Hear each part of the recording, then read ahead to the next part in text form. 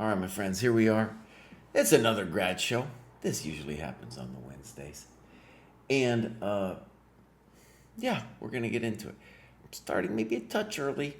I wanted to get done so that the Maya thing, when David maybe comes to take over a little later, he could, he'll have time to do that. I'll probably still run into that situation. Now, oh, my friends, look at this.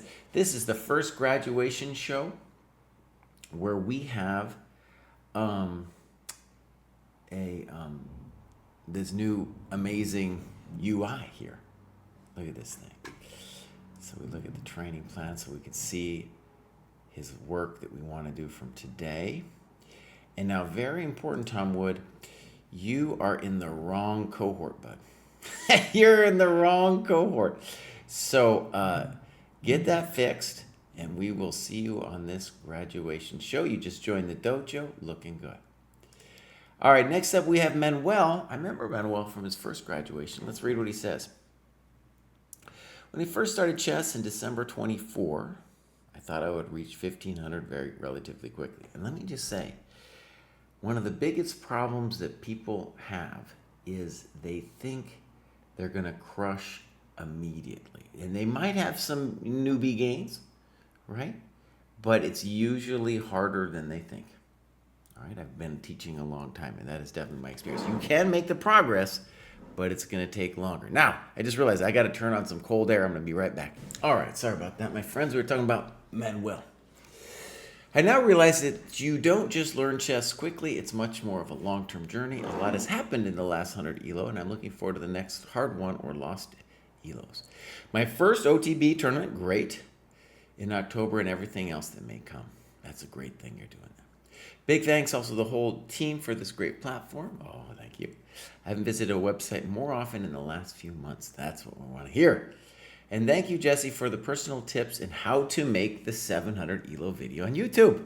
By the way, I just put up how to make 1,200 today. And I actually finished how to make 1,600, but our vid team takes a little while with that. I've tried to pay attention to it again and again, and it would be great to see if you could take a closer look at the game against Vikas. Okay, let's do that. So here we have Manuel. Oh, look at this beauty. And let me just ask you, how do you guys feel about the new UI? Here's Manuel's heat map. You can see he kind of went in bursts. He took a break there, but he's been going for it. Look at that. He's doing custom tasks, bro. He's doing custom tasks. Now, I looked at his business in the video that he mentioned. I just want to look like, what is it that he's doing that's all this non-dojo stuff? So, like, if I go games and analysis, that all looks good. Okay, wait a second. He's doing something that's white. So I don't know what his non-dojo stuff is. I guess chess media, maybe, but that isn't. I don't know. We're still confused about the non-dojo. Okay, hold on. Me and Jack, who is the developer, are fighting about the non-dojo. So he has told me repeatedly that non-dojo only exists as its own separate thing if you did it way back in the day, and that new people don't get access to this non-dojo. So what that means is, if you have something in tactics and it's non-dojo, then it'll have, a little couple lines through it, and it will be green, like this, Okay, so let's get back to it. We got clubs. Who is Manuel doing here? Aus Berlin. There you go. The Coconut Club. Look at that, dude. Manuel founded the Coconut Club. You know what I'm going to do? I'm going to just join this club, dude. To bring those coconuts out. Maybe we can get an edit to the coconuts there. It should be those get the coconuts out. All right. Its own German chess club. This is interesting. All right. And it's really cool. We got a Berlin dojo. I have a feeling there would be probably more people in the German dojo who could be part of that Berlin dojo, and that would be amazing because then they would know who they are. They could get together, do some work, all that kind of stuff. We're working on this layout, by the way, part of our new thing. Now, he wanted to look at Vikas. Let's go take a look at Vikas. This was played about a month ago. First of all, do we got a time graph? We very much do. Let's go take a look. Interestingly, I didn't remember Manuel, but I remembered the name Odyssey. So, first of all, I got to fix something here. Nope, not that one. This one. I got to just go here. So here's our time graph. And a very typical situation where he is playing somebody who is not taking their time. Great that he is playing in a tournament in October, so that will give him probably people who are spending more time. Yeah. And it's very encouraging to me that Manuel here, I believe he was black, took more time. So if he's going to err on any side of that green line, I want it to be below the line, at this kind of rating level. Okay, I got to also bring this in. Let's go bang. There's Vikas. Let's get another Vikas in here. Vikas. All right. Looks all right. Here we go. So, this looks great. Notes without the engine. Fine. Fine. D5. Okay. I think this is fundamentally okay. Bishop B4 is maybe a little bit more aggressive.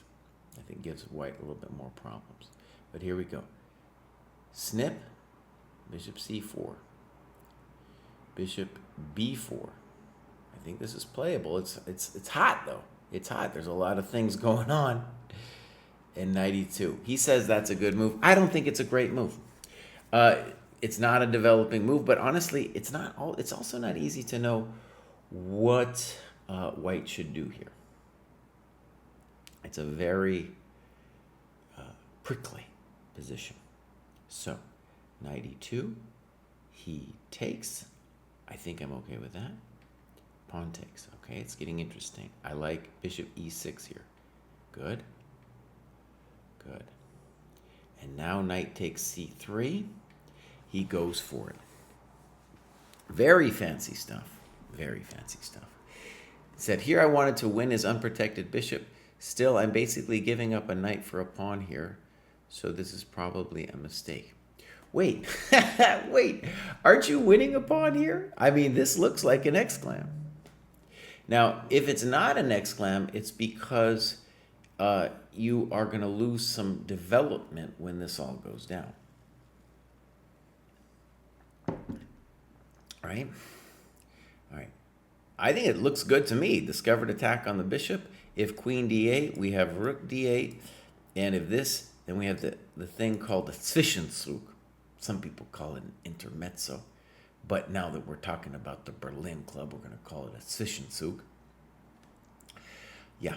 So I think this is very interesting. Now, one of the things that scares me about this situation is, like, can he mess with us with an attack on our king? So, at this present momentito, you should at least consider snipping this bad boy and then taking the bishop. Then it's far less likely that we're going to get mated. Okay? And we're just up a pawn. Beautiful. All right, so here's the way it went down. Check to the miserable king. Bishop e6. Makes sense. Bishop f4. Okay, maybe white could have done something more aggressive. But here we go. Castles. You got a castle. You're right. This allows the opponent to attack the c7 pawn. But let me stress. Let me stress. You got to get out of dodge. You got to get out of dodge. Your king, it's got to move. All right, knight b5. And here, I think it's really good that you're thinking. All right, really great. Now, something I want to just stress is it's a very complicated position, but in general, I like your position a little bit better just because this pawn is weak. So he'll win the pawn, fine. Congratulations. But, it's not going to be, you'll still have a nice position. Okay. Let's say, in principle, I like this move. Okay. And maybe he should play bishop c7. He goes queen d2. You say, thank you very much. So for that reason, we have to say queen d2 was a mistake. And now you played a6. And you write, at this point, I ran out of ideas. I realized that the next move would be to lose the hanging pawn, which would lead to an attack on my bishop. Okay.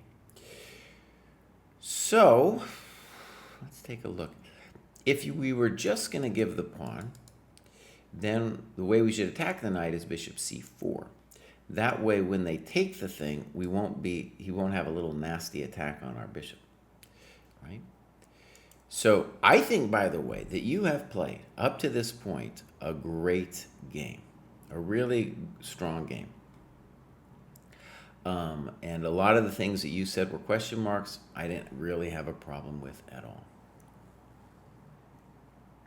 Right? So I think you're doing great. And a6, you are right, is a little soft because when the knight comes, it'll attack your bishop. It's kind of like you're so terrorized by that pawn, you're like, dude, just take it. Just take my pawn. I've had enough. Take it, Bose. Take it. Okay, so here we go, a6. And then you go on a little adventure. And this doesn't look right. But he goes here, and you come up with a very interesting move now with knight c2. Very interesting move. Okay, now first of all, the easy thing for him to have done would have just been to take your coconut, right? Okay, so c3. That's a very impressive move, Manuel. That is a very impressive move. And you write on bishop e5, I think this is a mistake because I can protect my knight and win a rook in the end. Good. And so maybe the variation that we should write down would be booms, booms, booms, booms, booms. And maybe we can say here that white's a little bit better because they got that extra pawn, but this isn't true. They can't do that because you would whack them. So maybe rook a d1, and we could say it's about equal. Good annotation. Great move. Great move. Now, one of the things I want to really stress about this, that everybody under 1250chess.com, even higher than that, should appreciate, is that players at this level are driven by little tactics. And I mean little. I mean like just basic threats. So, for example, the guy doesn't know what to do, only is able to think for 19 seconds. And when I say that, it's a skill to learn how to think. Not necessarily an easy thing. Don't take it for granted.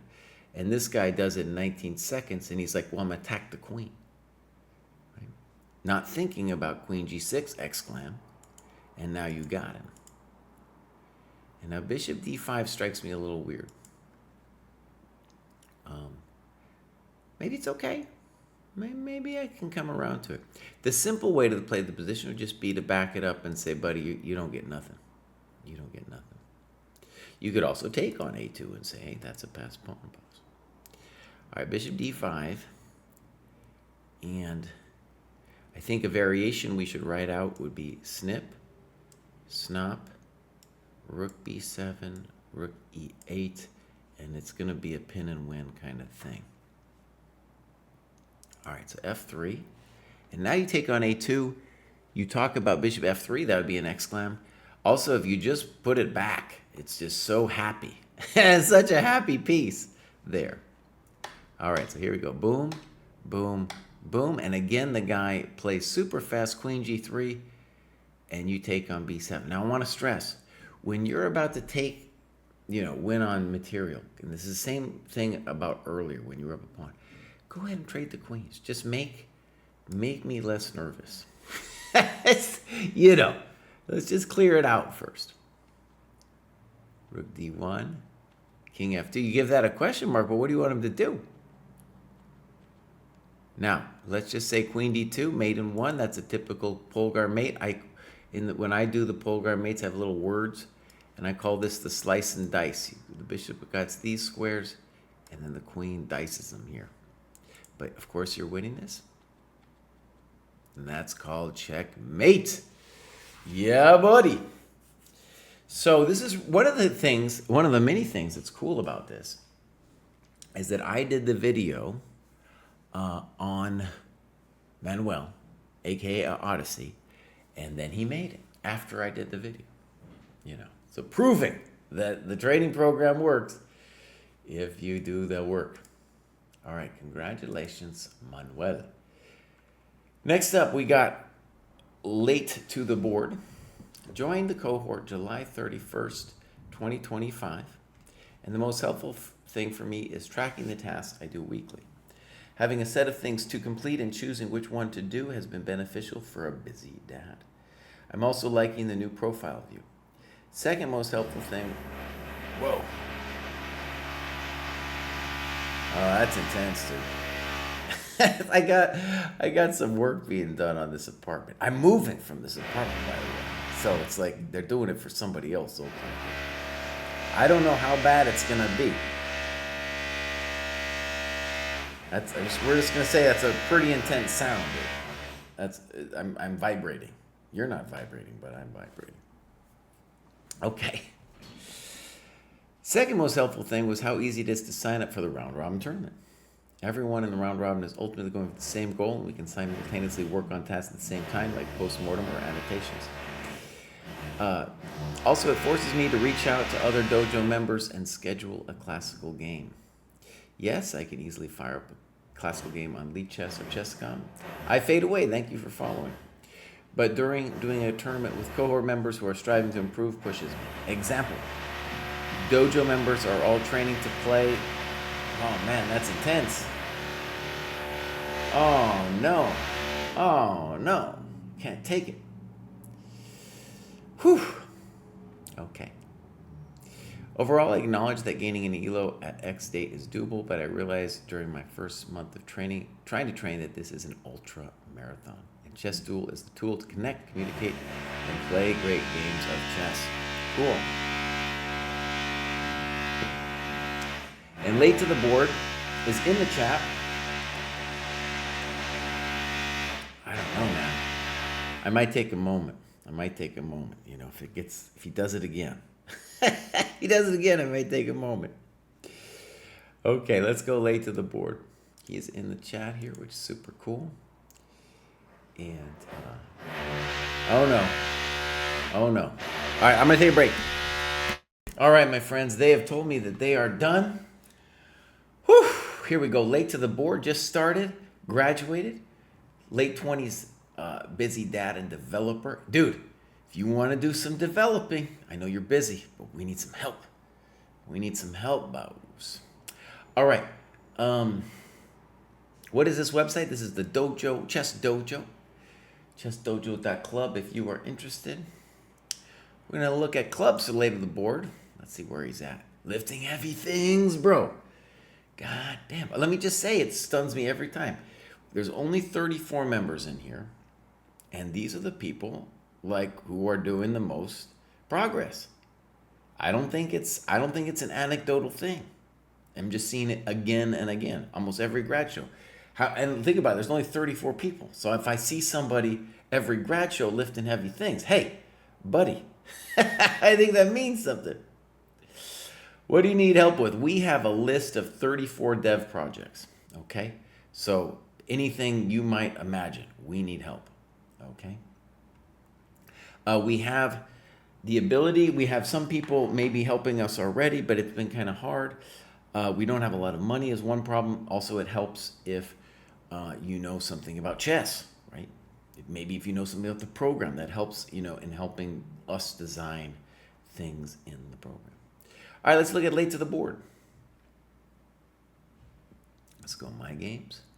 We got a game with Gabriel, who I think is in the program, dude. Let's see. Here we got the time graph. Boom. Very nice time graph for this level, honestly. Very nice time graph. Both players thinking, that looks great. Okay, now we're going to go game review.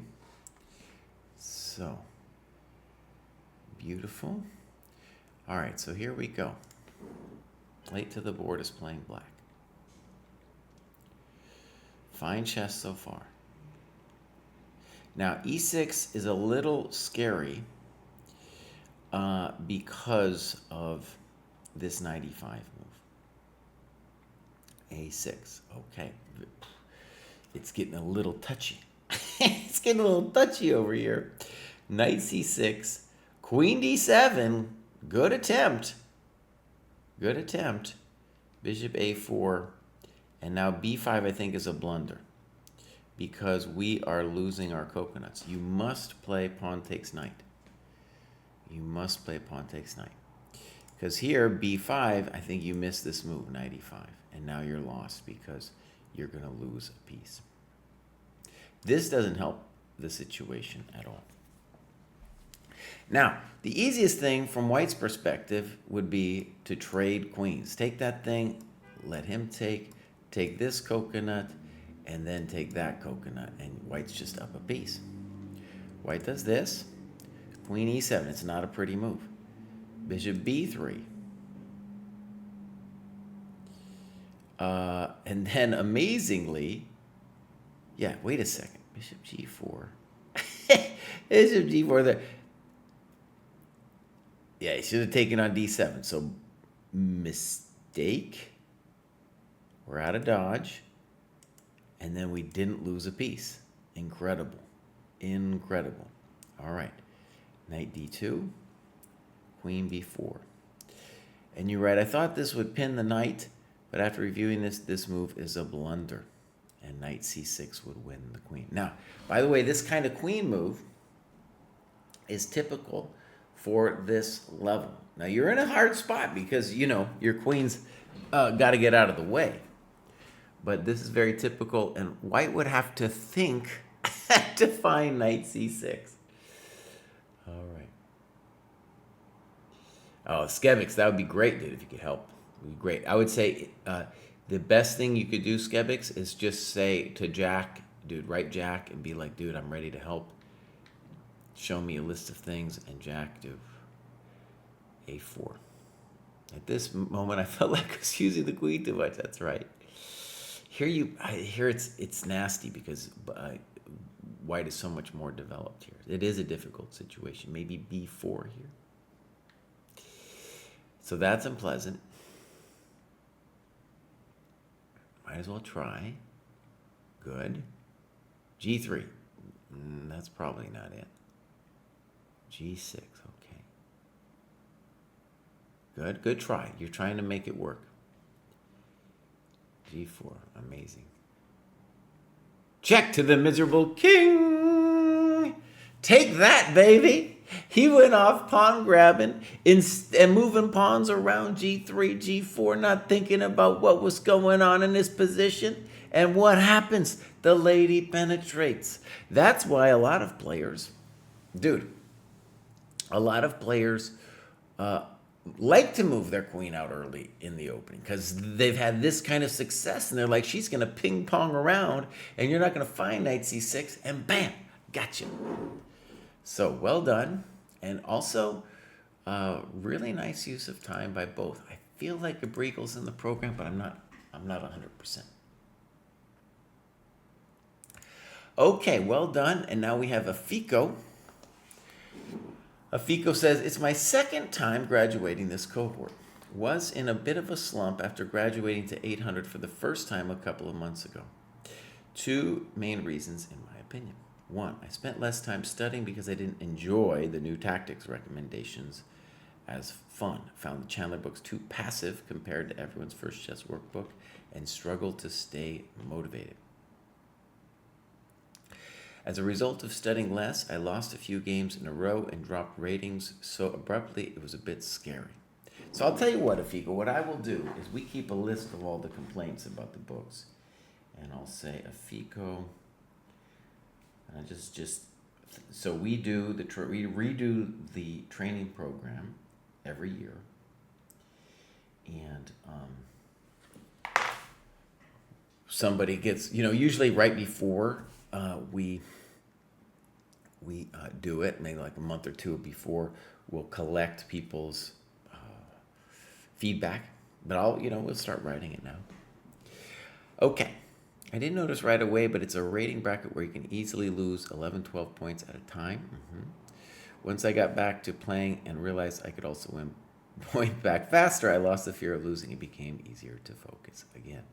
Still don't much enjoy the Chandler books, but have purchased 2 and 3 of the steps method and do more survival puzzles to stay motivated and keep training pattern recognition. Okay, good. I will also take a look, Afiko, at your tactics situation. Now let's just say, look at this amazing UI that we got. Look at this amazing UI. Here's our period of lack of motivation on the heat map over here. But you can see she's doing real good. Now, the heat map used to be on the right-hand side, and now this whole thing is a lot bigger. So I might want to adjust the board here. So just give me a second. This is the new UI, and I have it set up for the old UI. So let's just make this somehow at least big enough to do this. And then, how am I going to do this? We're going to have to make it smaller. Like that. There we go. Well, how do I,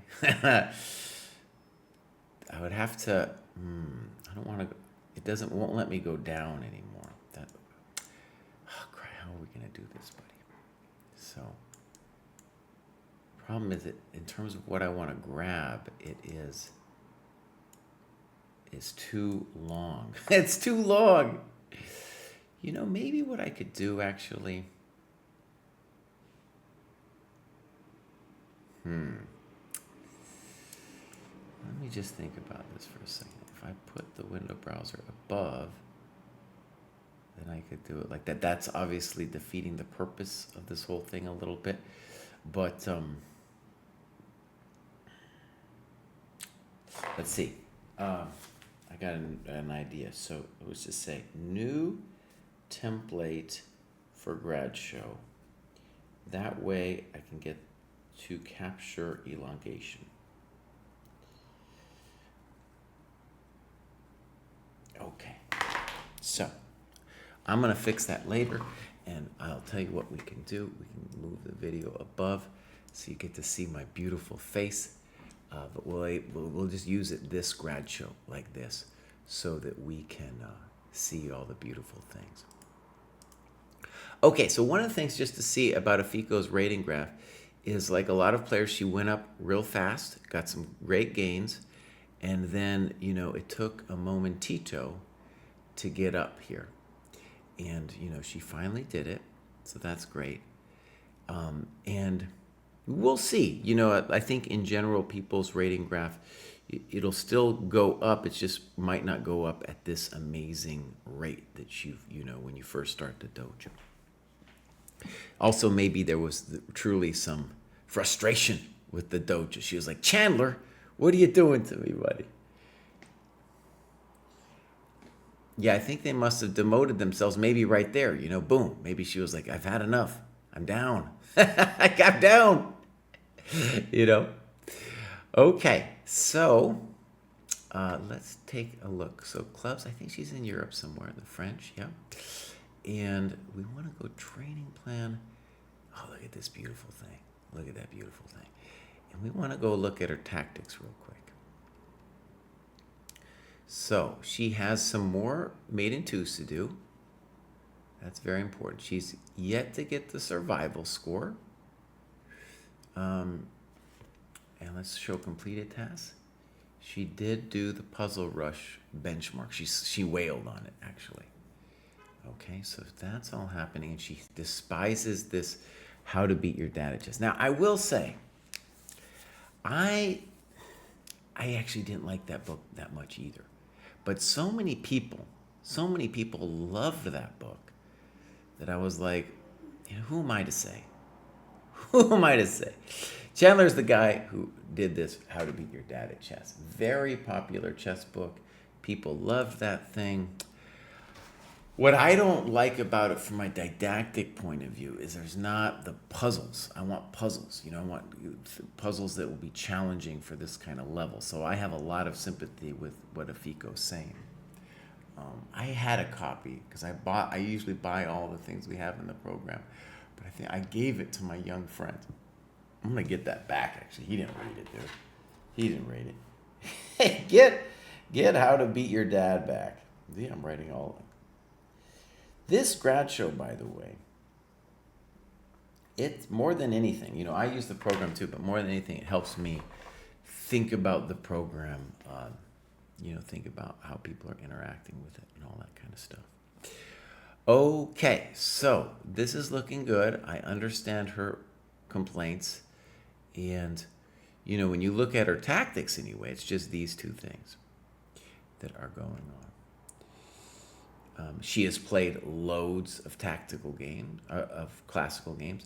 I think now the time control will go up for her now that she's at 800. I think, maybe 45, something like that, it goes on.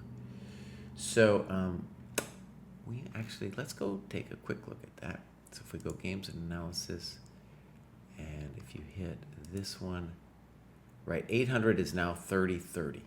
So the game she plays will now be, like for example, when you play a dojo round robin, it is 30-0 for, as a minimum. You can always play longer if your opponent agrees, but now if she plays round robin, it'll be 30-30.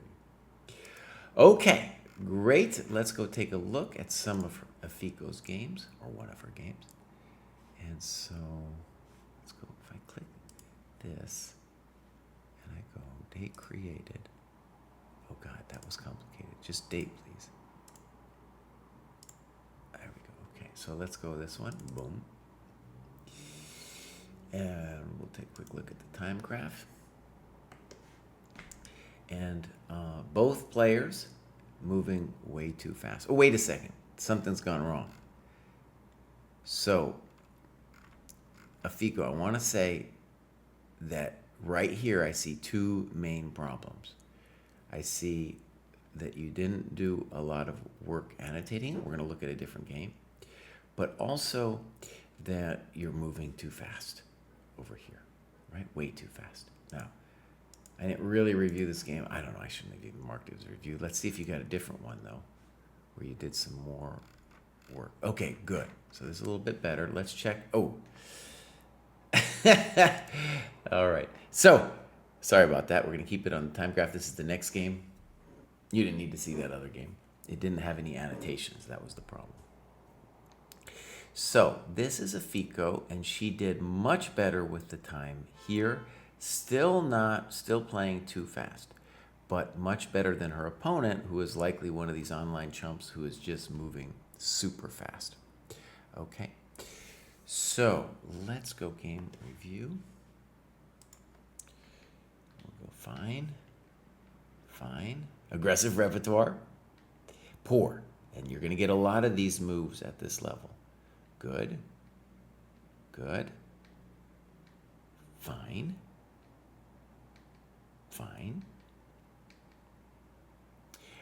Maybe knight e2, so you could play f4. You don't have to worry about this bishop g4 thing. In any case, that's not a great move by your opponent. And now bishop g5, I think, is fine. They go for it. And now you're just winning a pawn. So beautiful. Rook a7, passive and ugly, right? Knight f6, good move.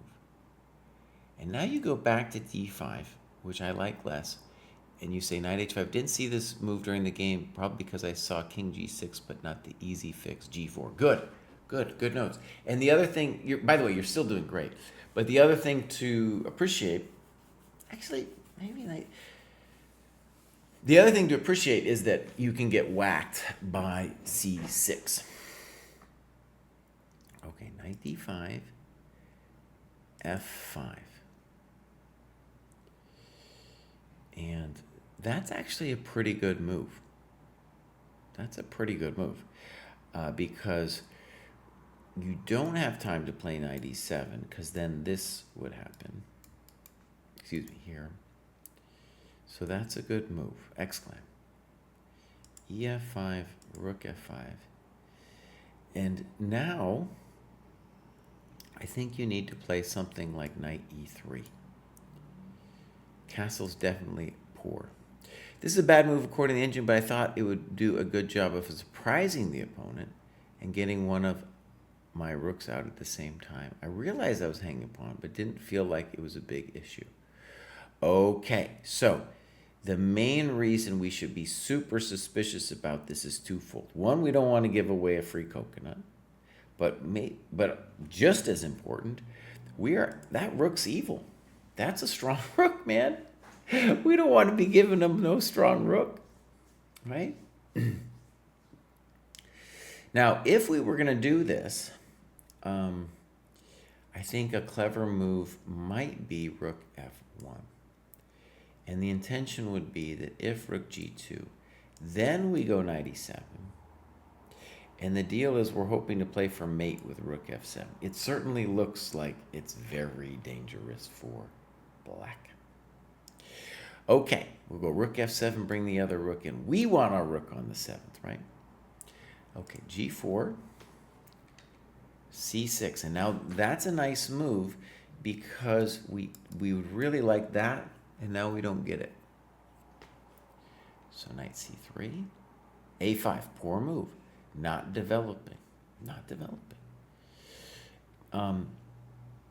Furthermore, you have this knight e4 thing going on that black needs to do something about. The most, I think the nice move for black would be d5. This would undevelop your bishop and cut your knight from the key e4 square. Now, something I want to stress that you should understand if you go in your quest to crush these fools is that your opponents at this level, I said this at an earlier game today too, your opponents at this level are going to be looking for random threats. They're not going to be thinking about hemming your pieces in like d5 would do. And it's not even clear what a5 really does, but you can imagine they're like, oh, I'm going to bust her up over there or something, you know? But really what black is doing is giving you this opportunity to fix your piece. Rook e2. Now, knight c5, I think, is a pretty good move. But we should also say that knight g3 followed by knight f5 check would also be kind of nice. And now we really don't like this move, Afiko. And the biggest problem here actually is you're moving too fast. And I think my just sense of it is you're playing bishop e6 because you think maybe c4 or something is going to happen to you. And no, there's no c4. Your bishop's fine. What do you need to do? You need to understand this rook is evil. That rook's inside. Let's get him out. And if he doesn't trade, we'll take his pawn and we will get in. This is a great position for you. Better endgame for white, right? Better endgame for white because your pawns are better and your bishop, that knight on b8 is still problematic. Okay, so bishop e6, we're going to call that a key loss of tempo. b4, black is not appreciating the fact that their knight needs to do something, nor are they understanding that b4 doesn't help anything. It just gives you this square and it made this double pawn weaker. ab4, terrible move. 28 seconds. Again, you're moving too fast. I hesitated because I didn't like the idea of opening the f file for their rook. Didn't have a better idea. Now, one of the cool things, Afiko, is that at some point soon, when you get a little higher rated, you're going to do some strategy books. One of them is the 60 Most Instructive Games of Chess by Chernev, also Logical Chess, Move by Move. And I don't know if you have to read those books to understand what I'm going to say here, but the rook on e2 is a criminal. That guy's got to go. So the move for sure is rook e1. So if you just think about your pieces and like this rook isn't doing anything, but this guy's a rook on the 7th. And I mentioned that most instructive games because I remember when I was a kid, there was a whole chapter on the power of the rook on the 7th, right? That thing's got to go. And furthermore, if they take, the sun doesn't do anything. There's nothing going on. And so I think what I want you to see is when you're moving moves like bishop e6 and a b4, you're afraid of something that if you thought for longer, like bishop e6 was 12 seconds, a b4 was 28 seconds. If you thought for longer, you'd be like, oh, there's actually nothing going on, right? There's nothing going on. Okay, so my screen is a little funny. I don't know why that is. It's only weird on the Twitch, but it's not weird on the YouTube. Okay, so the other thing, of course, with AB4 is you've either fixed their rook or you fixed their double pawns. It's their choice. So I don't like either. I don't want to allow either one of those. Yeah, maybe the weakest one, AB, because you can stop the rook from coming in. The knight isn't going anywhere. You're getting frisky over there. I need you to get this rook out. Knight c7, bishop f5, and now knight b5 is interesting. Knight d5 is also strong. Notice now the knight is a real thing. g5. Can't remember why I played this. I know why you want to play it. You want him to take and then do some kind of thing like this. And what you're doing is you're like, oh, I got time. This knight's not going to mess with me. And now we've given our opponent so much time that we are legitimately in big trouble. GH, king takes, and I think, oh, we might be lost now because this is going to get shattered. Bishop g4, and now definitely this is poor, should have taken on c2. Definitely also an example where black is moving too fast, okay? Why did they not take? Because they were worried their rook would be lost somehow. They didn't pause to think, oh, there's actually no way that white can actually get at me. Okay. So, by the way, it's over. It's like, this is going to happen. This is going to happen. If you take this thing, that's going to happen. Ah, help. Okay, rook c1.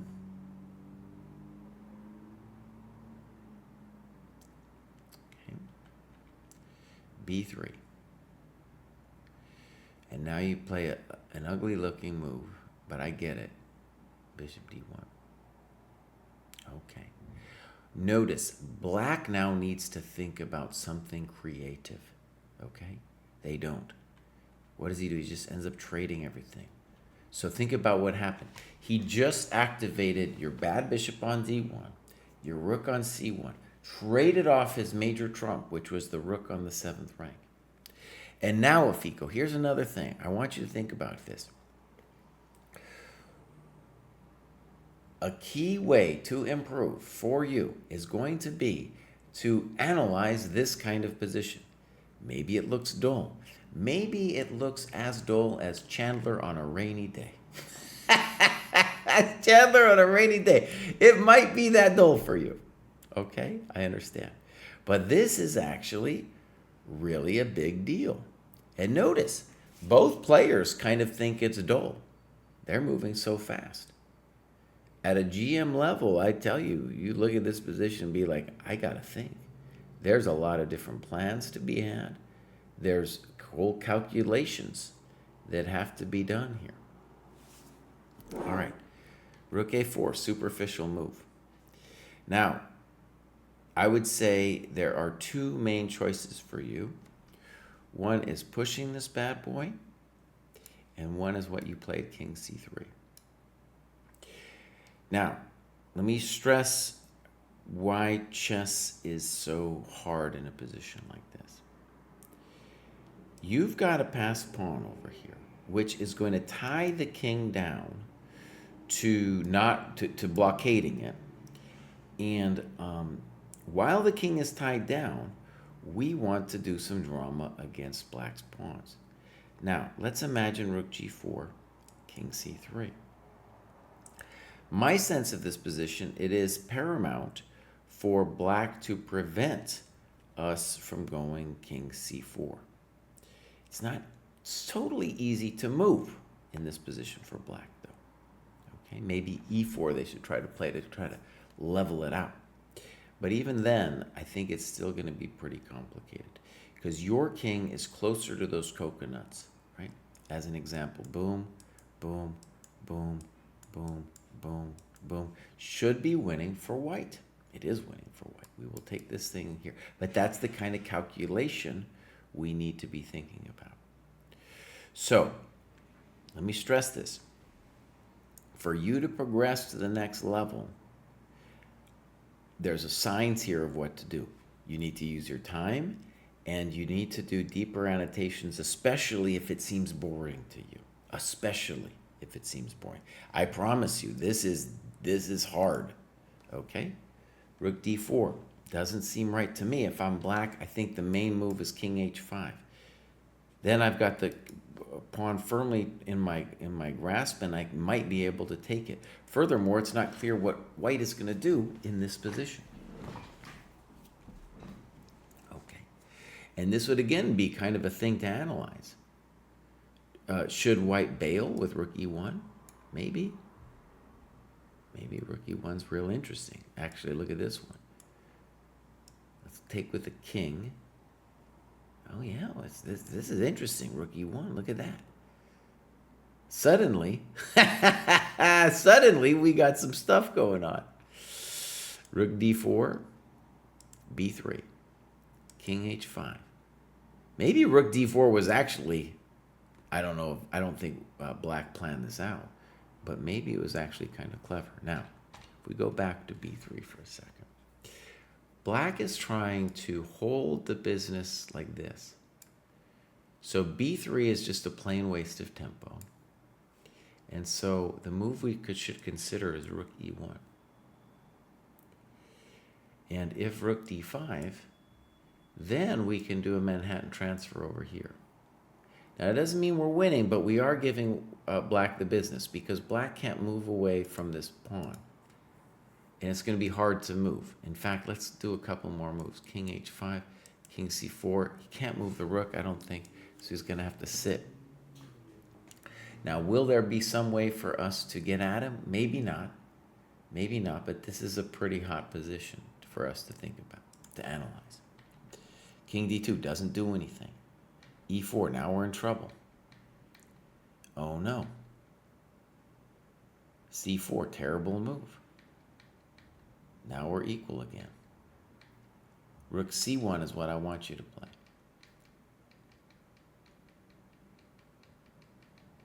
They're not thinking at all. Welcome to the dojo. Right, guess? Welcome to the dojo. Yeah. Now, one of the things about this game was there wasn't really people hanging a lot of stuff. And usually we see more of that at this level, but we eventually did see it. And why did it happen? Boom! Because black isn't thinking at all.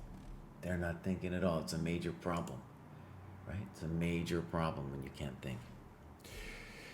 So, Afiko, I want to just stress, I feel you with the Chandler, but I also want to stress that this thing I'm showing you with this game is very crucial, where you need to focus on moving slower and realizing that we got to do some little bit of deeper annotations. Okay? And what's great about that, the good news of that, is with that, you will progress. You will progress. Okay, here we go. Akanva? Akanva? Let's go Akanva over here. So Akanva just joined. Maybe they don't got anything for us. Let's go clubs. Nothing. Games. I don't think anything. We're gonna improve that. So Akanva, welcome to the dojo. Hopefully we'll see you on another graduation show soon. And next up we have Martin. And Martin, here we go with Martin over here. Martin's been doing some good work. You can see that beautiful rating graph. This UI is pretty. It's thick, dude. It's like way out there. Boom. You know, that thing's huge. And I can just scroll down a little bit. Hasn't played, well, he just joined pretty, no. So here's an interesting thing. He hasn't played the minimum, close to the minimum of 40 games. That's my failure too. I'm not playing quite as much as I should. But here we go of 801. So, well done. Let's see some clubs. Dutch Dojo, that was my guess. And now we got games. Boom. Nothing yet. So, Martin, you've been actually to Dojo for a while. Joined in 24, it says. Maybe you came back. Been doing some tactics and stuff. So, we want to see some games. If we look at the training plan, you've done a little bit of everything. Maybe we want, games, tactics. A little bit more. Okay, great. Let's move on to Jerry Cricket. Jerry Cricket is going up to the 900, 1000. Very nice graph. Also joined fairly recently. A martial artist who got into chess in 23. Wow. Okay. Preparing to play a national master in a couple days on the 30th of August. That's pretty cool. Okay. 0 games, so maybe no games for Jerry Cricket either. Let's see here. None. Okay. So, Jerry Cricket, we want to see more. All right. Rob Whitman says, the Chess Dojo has really helped me grow. It has given me new training ideas in addition to what I have already been doing. Tracking my progress has been a very important aspect of what the dojo has given me. I've set goals for myself, and it has been a great way to hold myself accountable. Okay. Beautiful. So, here's Rob Whitman. 949 USCF. Beautiful. So, usually at this level, we don't see people doing an OTB, and I think it's great that he is doing it. Yeah. Really nice heat map, bringing it every week since he joined. Has played 8 classical games, probably just since joining. We got clubs, nothing. We got games, let's hope for one. Rob has got it. And these would be OTBs, so this is very beautiful here. Let's go look at this one. And we'll take a look. Here's the time graph. I'm going to take the evaluation away just for a second. And so what we see is people moving too fast, especially somehow, we're going to think about what happened on move 21. But it seems like both players had 0 energy left, or maybe somebody's winning. You know, we'll see at move 21. But it might be in a FICO kind of situation where they get to the end game and then they stop thinking. We're going to find out. All right, game review. Boom. Zip zap. Okay, Rob Whitman's white. This, actually, maybe it'll tell us over here what tournament it was. It doesn't tell us. Time control was 30 plus 30. Fine. So, fine. Now, Dojo Aggressive Repertoire is DC5. You shouldn't have to worry about that, though. This is fine. What am I saying? Sorry. Been a long day. You're doing fine. You're doing fine. I was thinking about the advanced Caro. Okay, this is actually kind of theoretical. CD, CD, and now the main move here is Queen B6. Now, it's interesting, Rob, you say inaccuracy, Queen C6 was the better move. That reads like a Lee chess comment. Okay? Yeah, we're not in, and so it would help us to know why it was a bad move. Here I think Knight C3 is a good move. You castle, Knight B4. And now you have to give away your good bishop. And so you're doing fine, but bishop e7 isn't it. A lot of times in the French you have some grief developing your king side. And here, I don't know, it doesn't look right. Knight e7 first seems correct. All right, we're developing, good. a6, black is not developing. Rook fc1, I don't like it. because if you're going to move a rook, then put the A rook there. Also interesting, I know this might look weird, is rook E1, because eventually black is going to probably need to play F6, and if he doesn't, you might be able to do that kind of thing later. See, F6, there we go. Now, I want to stress it kind of tears me up inside when I see things like knight inaccuracy 92 was the better move, because I know that Lee Chess wrote that. My thought was to stop the bishop from landing on b5. Now, by the way, this a4 is very logical in that you want to prevent bishop b5. And 92 might be kind of hard even to consider because it allows bishop b5.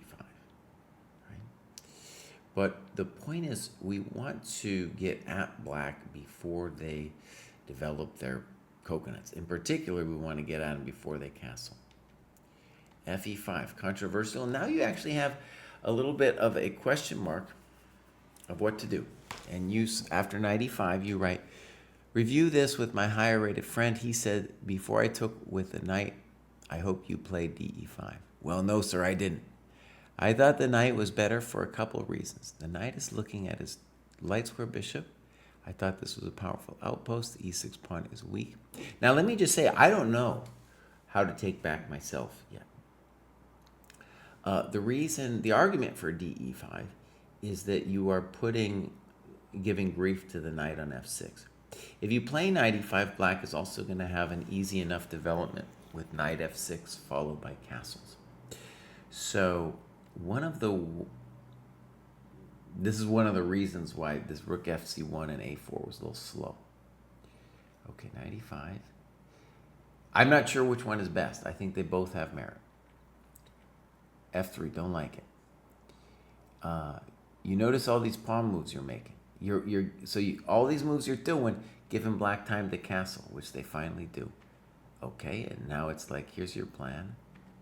Bishop E8, very good French move. Knight F4, even better. Bishop D7, losing time. Now you're doing great. Queen B3, beautiful move. Great redirection of the knight. Black did not respond to that well at all. Poor because passive. Reasonable. Maybe too much. Bang, nice move. Cement him. Knight E8. And then here, you found El Loco. Bang! Very nice move. Very sweet. I will admit, as a French player, I have been whacked with this kind of thing before. It always surprises me every time. I was like, what? He can do that? Okay. Snip, snop, you're doing great. Trade them queens, sure. Trade them, baby. Knight C6. Bang. Oh, look at that, dude. Look at that. Yeah. So, and this is where they start moving super fast. Oh, I love your moves. I love your moves. This is just glorious. Yeah. Goodbye, Lucy. Run, Forrest, run. Okay. That was a great game, Rob. Great game. And I want you to just realize that you played well. And the main complaint was developing your coconuts, okay? And when you analyze, don't use the computer first, and I don't want to see this inaccuracy stuff because I know Lee Chess or somebody wrote that. Okay, so let's continue. Boom. Now we got Sid. Let's go Rancho. Sid did some work and has made it. Yeah, look at that. 926. Flying up there. Hasn't put any games in, so we might not see anything right away. Clubs. Nothing. Games. Nothing. Okay, Sid, welcome to the dojo. Looks like you're off to a good start. And, we'll see some games maybe next time when you graduate again. All right. Boom. Let's go Dugan. Dugan. Might be Duggan, I don't know. 1074, welcome out of Plato's Cave. Kind of sporadic on the heat map. has done some good classical games. We expect to see that. USCF hasn't played for a while. So, yeah, good to see that you got the USCF. I need to think about maybe playing some OTB. Chess.com Rapid, very similar. We're focusing on the Elite Chess for the moment. Okay. Clubs. Tennessee, Chess Dads and Moms. All right, here we go. Boom. Boom. Let's go. 4-6, that was it. Let's see. Let me see if there's another game before 4-6 over here. Oh, that was the most recent one. So he's done a game, but it's just been a while. So we'll go back. I might have. No, I don't think I covered this. Let's see. We'll mark this as review. This has been a while, though, since this happened. All right. So what's going on? We're playing a chump here that didn't think at all.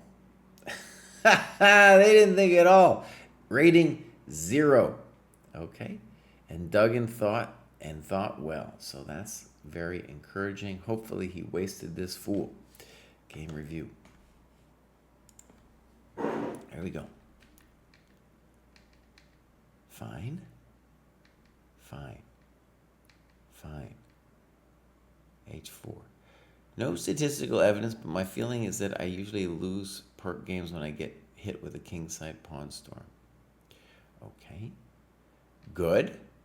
You could maybe play H6 first, but I like this. Good. And that's definitely poor. That's just a blunder. I don't know if it's a blunder. Now, did you hit him with C6? Yeah, buddy. Welcome to the dojo. And I don't know. He might still lose that night. And notice how bad bishop takes C6 is. He's like, I'm going to get a pawn for it, but he's developing your knight, and the drama continues. Bishop F5, nice move. Now, let me just say a little simpler would be F5 because we are actually going to win the full knight in this case. But of course, you're doing great here. Good move.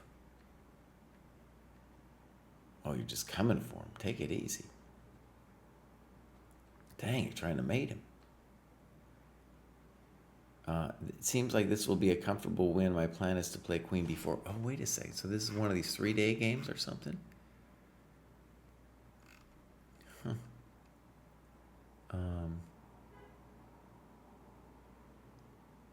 So let me just say there's this thing called 3-day chess and daily chess. So I think maybe that's what's going on here. Definitely a winning position. But I can't say anything about it because I think he might still be playing. Okay, so well done. Well done, Duggan. Look at Duggan's graduated 1,000 times over here. So let's go back to the grad show. This is Big J. That's a powerful name, Big J.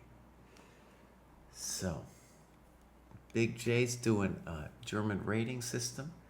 12-12. He could graduate again if he wanted to, join in 2024, but kind of, sporadically log in their stuff. Looks good there. So we got a German club. We do. We got some games. Boom. League opponent. These are all from 2024. So in general, I only review games that are kind of recent-ish. So we're hoping that with Big J's improvement, that he gets in there and does some more games. All right. Oh, now we have a famous one. This is DM Liam. And DM Liam has been around for a while. He's a hard worker. Let's read what he says. I'm glad to finally be graduating from spending quite some time in the same cohort. At one point, I had completed somewhere around 85% of the tasks for my cohort and started to track less. Things have now expired. But I will get back to it now that I have a few new things to do. A big factor in my rating gain was finally being able to play up into the next section and the decision to stop playing in our local monthly tournaments, 4 60-minute games in a day, and wait for the 4 times a year that we have longer tournaments. I get into time trouble with 90 minutes, so 60 was just too fast. I'd be grateful if you could review my game with Neha from the National Open. Thanks for all the time and effort that you put into the dojo. Beautiful. In fact, DM, I'm pretty sure the senseis looked at your profile because we were looking at people who, have done the work and haven't graduated yet, and that's always pause for reflection for us. So very happy that you finally made it here. So.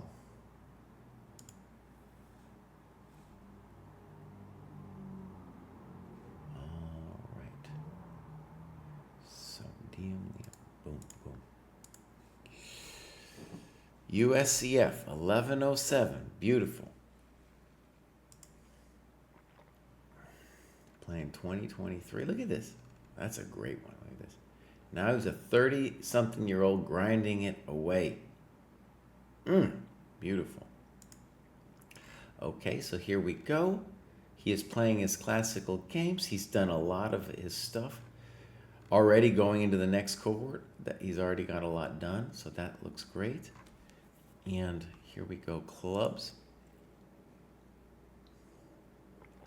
Oh, DM Liam, don't you want to come work for the dojo, buddy? In your basement? Then we got games. Let's go look this one. Oh, he said Neha. I can find Neha. There it is. When my daughter was very young, there was a very young kid named Neha. It was kind of in our group. So we're going to look at the time graph, and we're going to congratulate both players. This is the National Open. In general, people use more time when they're playing OTB. They are less distracted by the online world. The distractions actually encourage you to go a little too fast. Okay, did some work with Kostya. Looks good. And let's go game review. All right. This game represents one of my early attempts at thinking wider, not just deeper. Beautiful. All right, let's see what he means when we get into it. So far, so good. Good. Queen C2. E3 seems more natural to me. H6. Good. Good. Now A3. A3 is a very fancy move. Now, if I'm not totally losing my mind, I think Alekhine played A3 once in their match with Capablanca, and because they had this kind of position all the time. A3, A6, C5. Okay, now the battle is set. Okay, B5.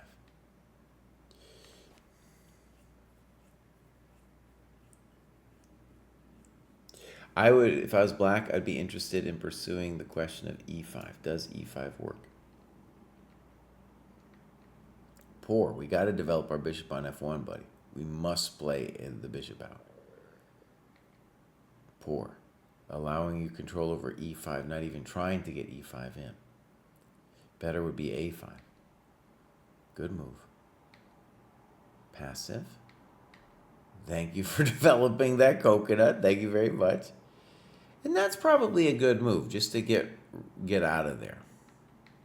Castles. Ooh, he doesn't like the... Is there a reason you don't like the castle? This might be a good move. Here we go. Dang, you're trying to kill him, buddy. Dang. Okay, I want to say props. Props. Oh yeah, and look at this too.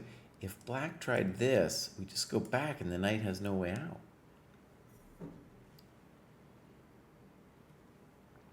Maybe get fancy with this, but even so, like the knight still isn't out. Yeah, maybe bishop E2.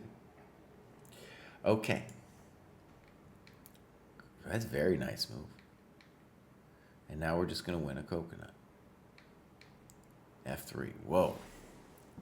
Why wouldn't we just win a pawn, dude? What are we doing? What are we doing? Okay, now notice what happens with DM Liam. He thinks for 23 minutes here. And even though I don't like the move he came up with, you can just see it's like so many of the players that we just looked at couldn't fathom thinking for 23 minutes. It'd just be like, what? What were you thinking about? So let's just say the natural continuation is this one. Let's look. Boom, boom. Because your bishop's amazing. Now, maybe f5. f5 looks like a blunder to me, though, because it's hanging several coconuts. Boom, boom. You could take on f5. You could take on c6. I don't know why they would play f5. But the point is, you're doing great here. You don't need to analyze this position. You're just like, yeah, I'm doing amazing. And you could also play bishop e4. Now let's read what he writes about queen f5. This is better for white, and I did see it during the game, but I did not like the resulting position as much, even though I would be up material. Okay.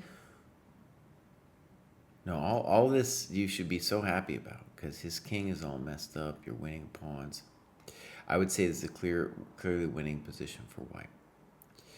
In hindsight, I may have misvalued this resulting position. I wasn't sure how I would move forward without weakening my position. Okay, and then you also looked at this, which should also be at least clearly better. And f5, again, it's interesting that you're fixated on f5. I don't understand. Because in this position, like whether you take on f5 first or not, the knight landing on d6 is a hell of a drug. Why would black want to do that? Magyar Zerker says we're missing bishop h7, winning the queen, but I don't think so, because this knight is protecting that square.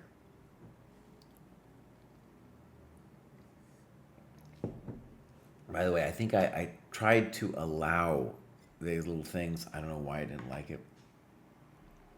But I think I hit deny instead of allow for the comment, so I'm sorry about that. Okay, so now this happens, f3, and now I think we lose a large part of our advantage.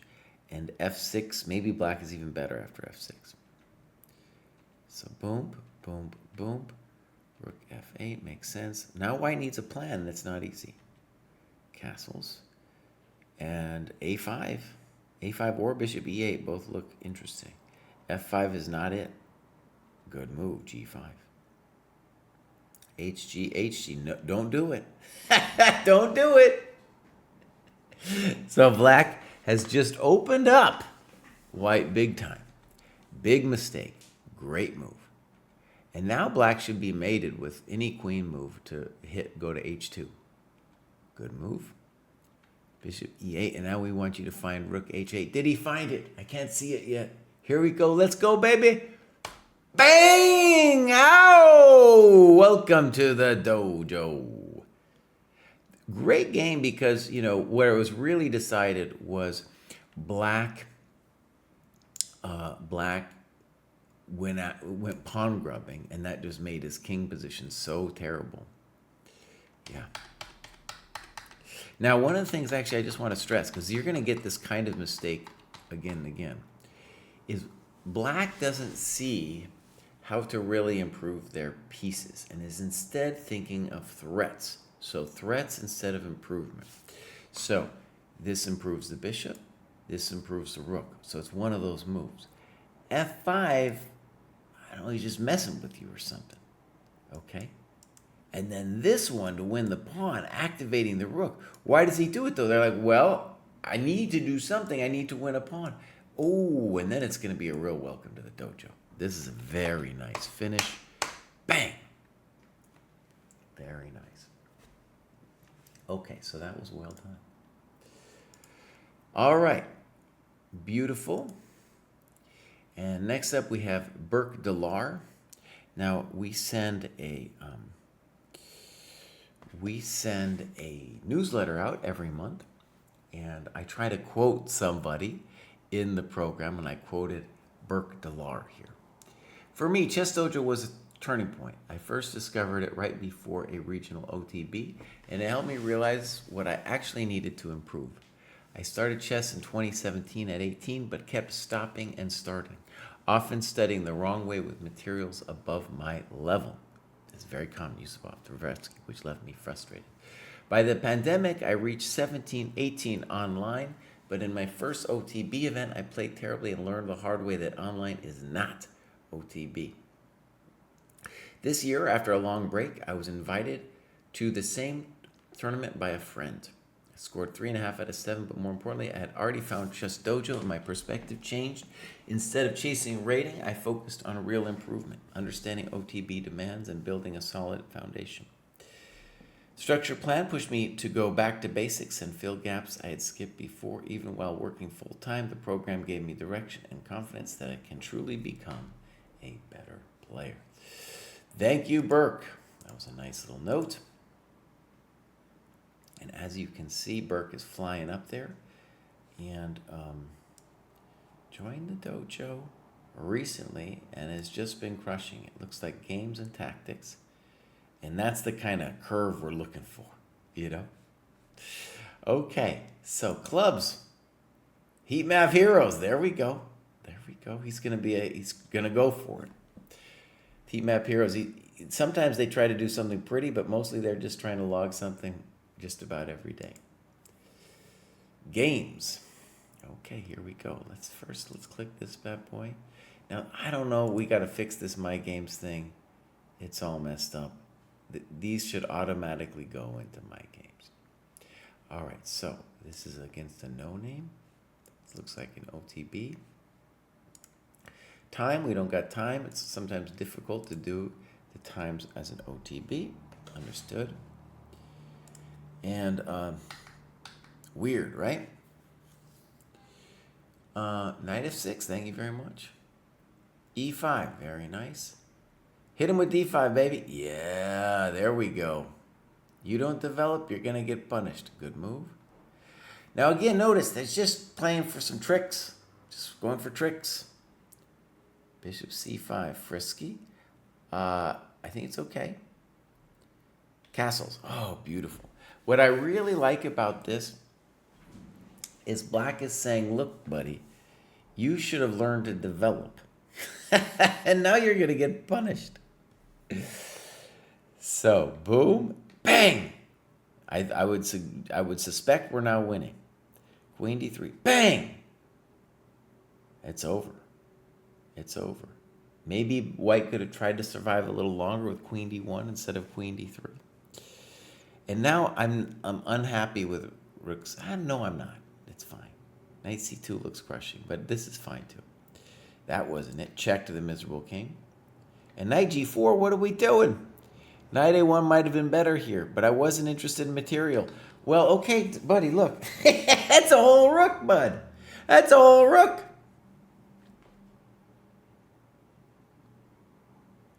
I don't know. What are we doing? What do we take the rook? Take the rook. Okay.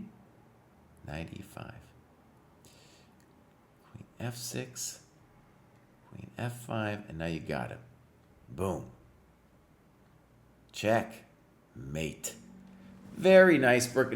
So a couple things that are great about, well, first of all, just take the rook, buddy.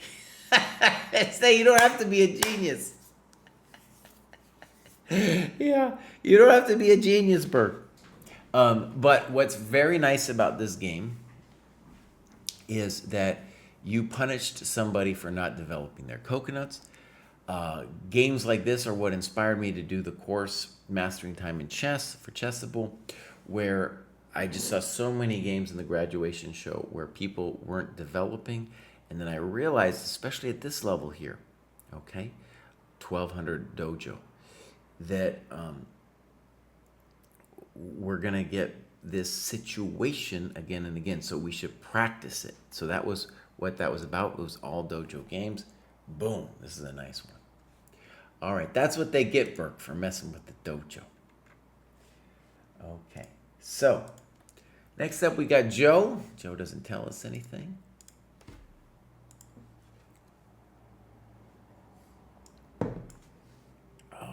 Here. Joe joined, that's done some tactics, some other stuff. 1249 looks good. Maybe no games. Let's see.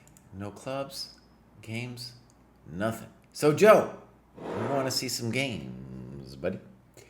We want to see some games. And, you just joined May. So hopefully we'll see some more from you soon. Next up, we have the famous AC Secret.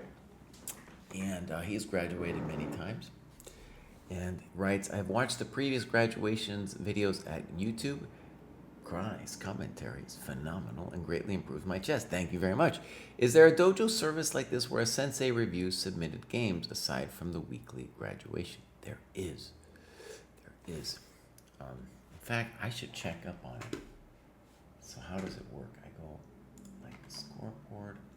I'm just going to bring it on over here. And then if I go games, if I hit analysis board, I think just do starting position. Usually there's a little notification for me underneath. No. There's usually a notification of games that I need to review, so you can submit a game to be reviewed. And I believe it's like there's a button somewhere in your field. It's not for me because I can't do it. Because I'm the one reviewing the games, or Kostya or David, and you could submit it for sensei analysis to answer your question. Okay, so here's AC Secret. So, dude has got a FIDE rating. You might be a little confused where to belong. That's a massive FIDE rating. In fact, it's confusing. Oh, no, it's not confusing. Sorry. Well, it is confusing because, you got 1,600 and it says 1,300, and that was because of the FIDE rating normalization. I think it's going to change. We're going to redo our ratings analysis thing, and it's going to shake out. It's going to shake out a little bit. That was all because the people at the bottom, 1,400, 1,500, 1,600 FIDE, they did a number on it where they really inflated it. Okay, so here we go. Here we got all this stuff going on. This looks good. Joined the dojo pretty recently. I've been doing some great work. And let's click around a little bit. Asian dojo. Tell us a little bit more about that. Jeans. Jeans. Tell us where in Asia you are. All right, so let's go my games. Oh, there's Alvin Cruz. We got to do that one, dude. We got to do that one. Alvin Cruz was, I don't know if he's here now, but he was in the chat a little earlier. So let's do this one for sure.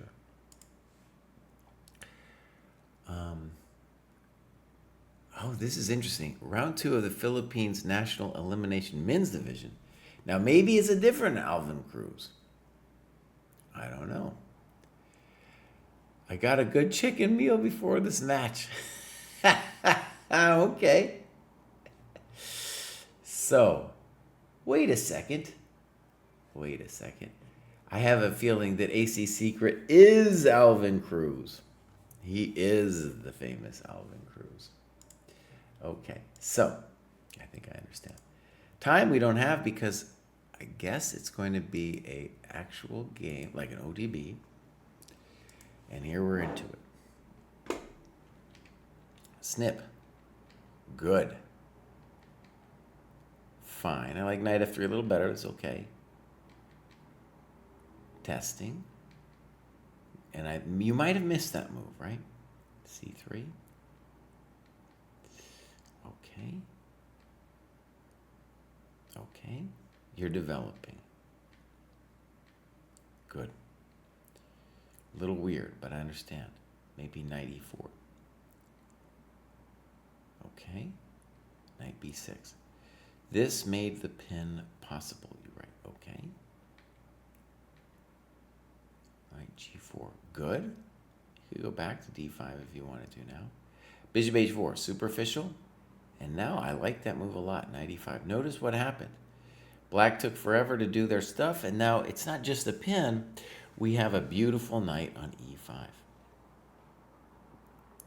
And you write about rook f8, but clearly you are doing much better. But here he's going to misses a basic tactic, and boom. Looks like you're winning. Yeah. Bang.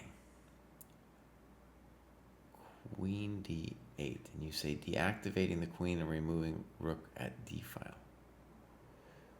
Okay, I think you're probably meaning it was an exclam to take on d8. Now let me just say something. In general, we don't want to take the forked pieces, right?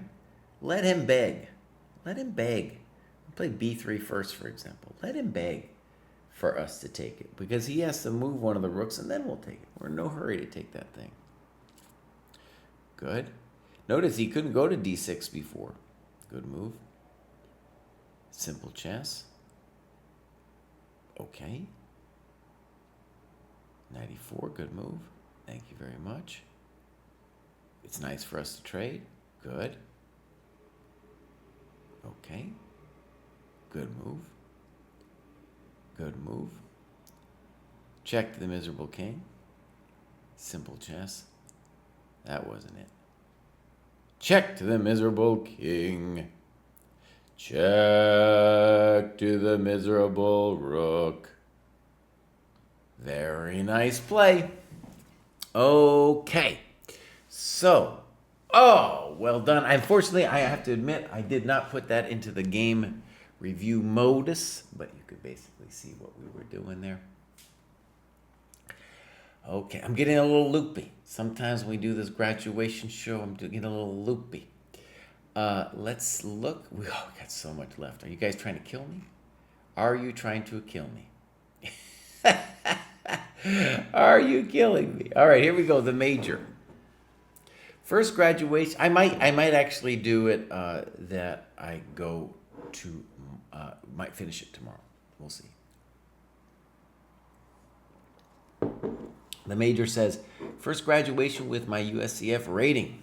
Beautiful. My OTB has been much lower than my online rating, but I've recently had a number of strong performances, including a recent tournament where I gained over 250 points.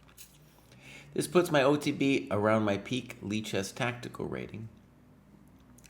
My weakness in the past has been tactics, so my approach for this cohort has been almost entirely that, and then game analysis. I found some nice tactics in my OTB games, and my wins against 1300 USCF were very solid. However, I took a tactics test recently and did not do well. I think I am much better at finding tactics in my actual games than in puzzles, which is something I need to work on. I think my goal is to focus on getting my tactics for the lower cohorts done and then move on to something else, like endgames or openings. I'll put all my games from my recent tournament up, though I have not analyzed them all deeply yet. The most deep annotation from before the tournament is the game versus Pentasyllabic on August 10th. Let's go take a look. Okay. Yeah, crushing it over here. Beautiful. Nice staircase with the USCF. And then these other ones, I guess he's more of a Lichess player online. Really good to do the switch to Lichess. And look at this amazing, dude, the major has been majorly working. Graduated several times. So the major, my friends, this guy is the dream of the dojo right here. Okay, clubs. We got loads of clubs. Oh, Philly Dojo. There's some tough players over there. Okay.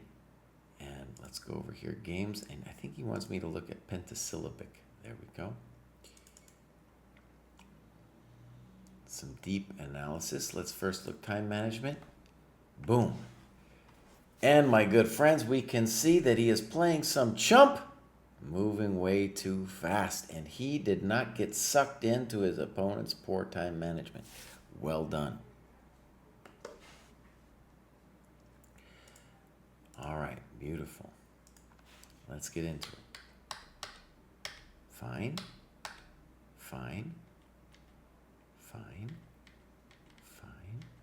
Good. Okay, white played this move because they wanted castle queenside.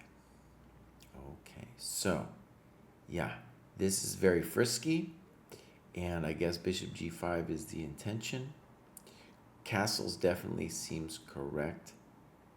Queen e7. And now what's wrong with knight d5? White spends a little bit of time on this move too, even though in general they're not thinking.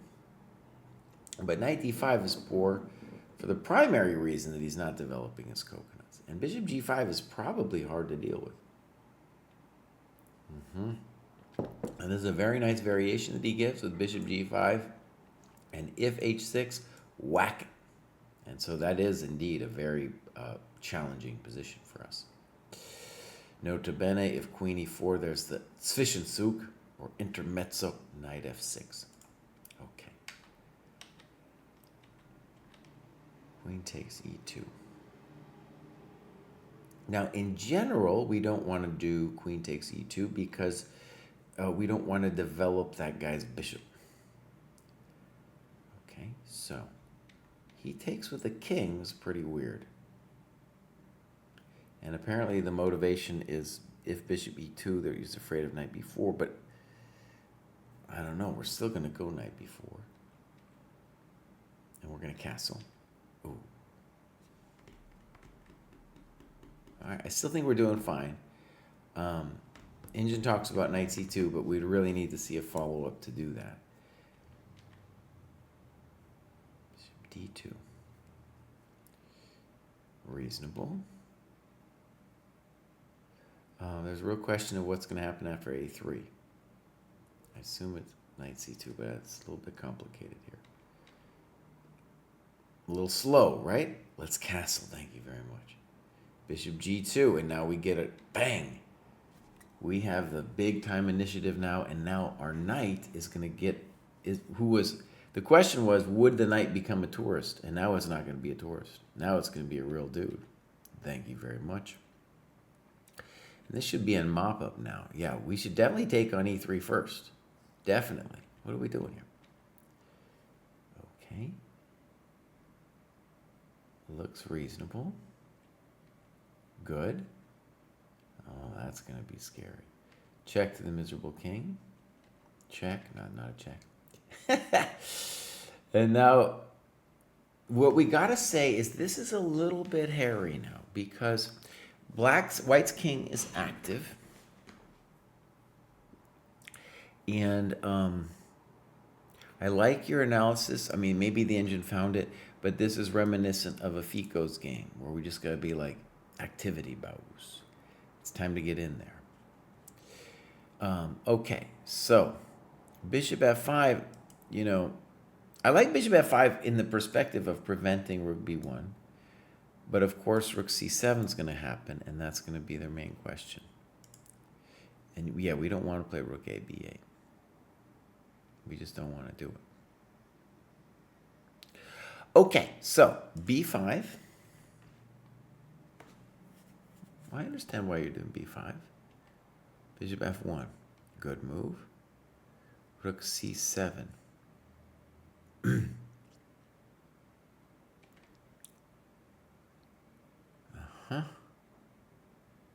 And now bishop f5 is a beautiful, beautiful thing.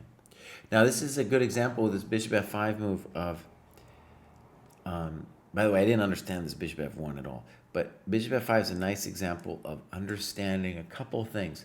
First, in general, we want our pawns on dark squares, so they get the dark squares and our bishop gets the light.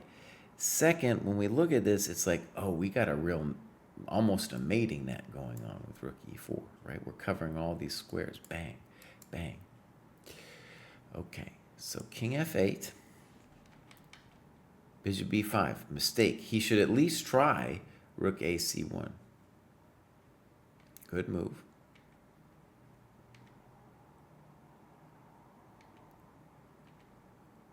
Okay. Okay, it's a thought.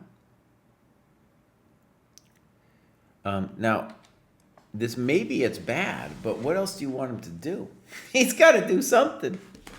He's got to do something. And this is a little hot because he is going to win the pawn.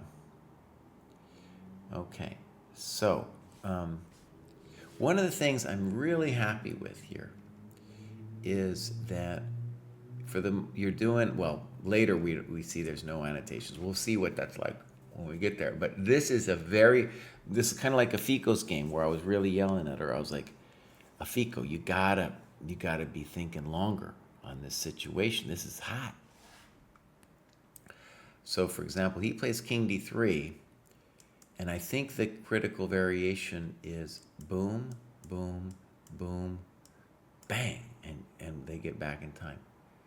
Wait a second. How did this happen? It did happen. That was a critical variation. Yeah.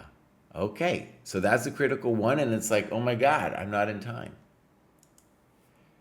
And then you talk about king e8, and you say, could have seen this move in the game. Not sure if I would have found b3, though. So the variation is boom, boom, boom, boom. That's difficult.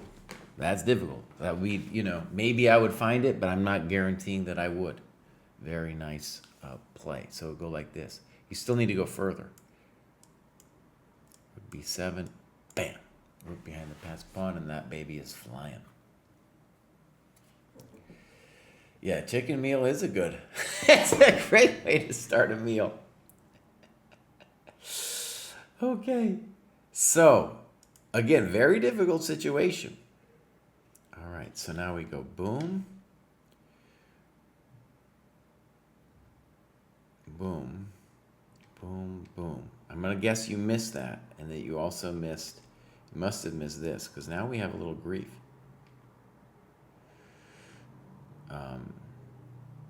Yeah, now I don't know what's happening. b5, rook b7, maybe a good move, because if rook d6, you have rook a3.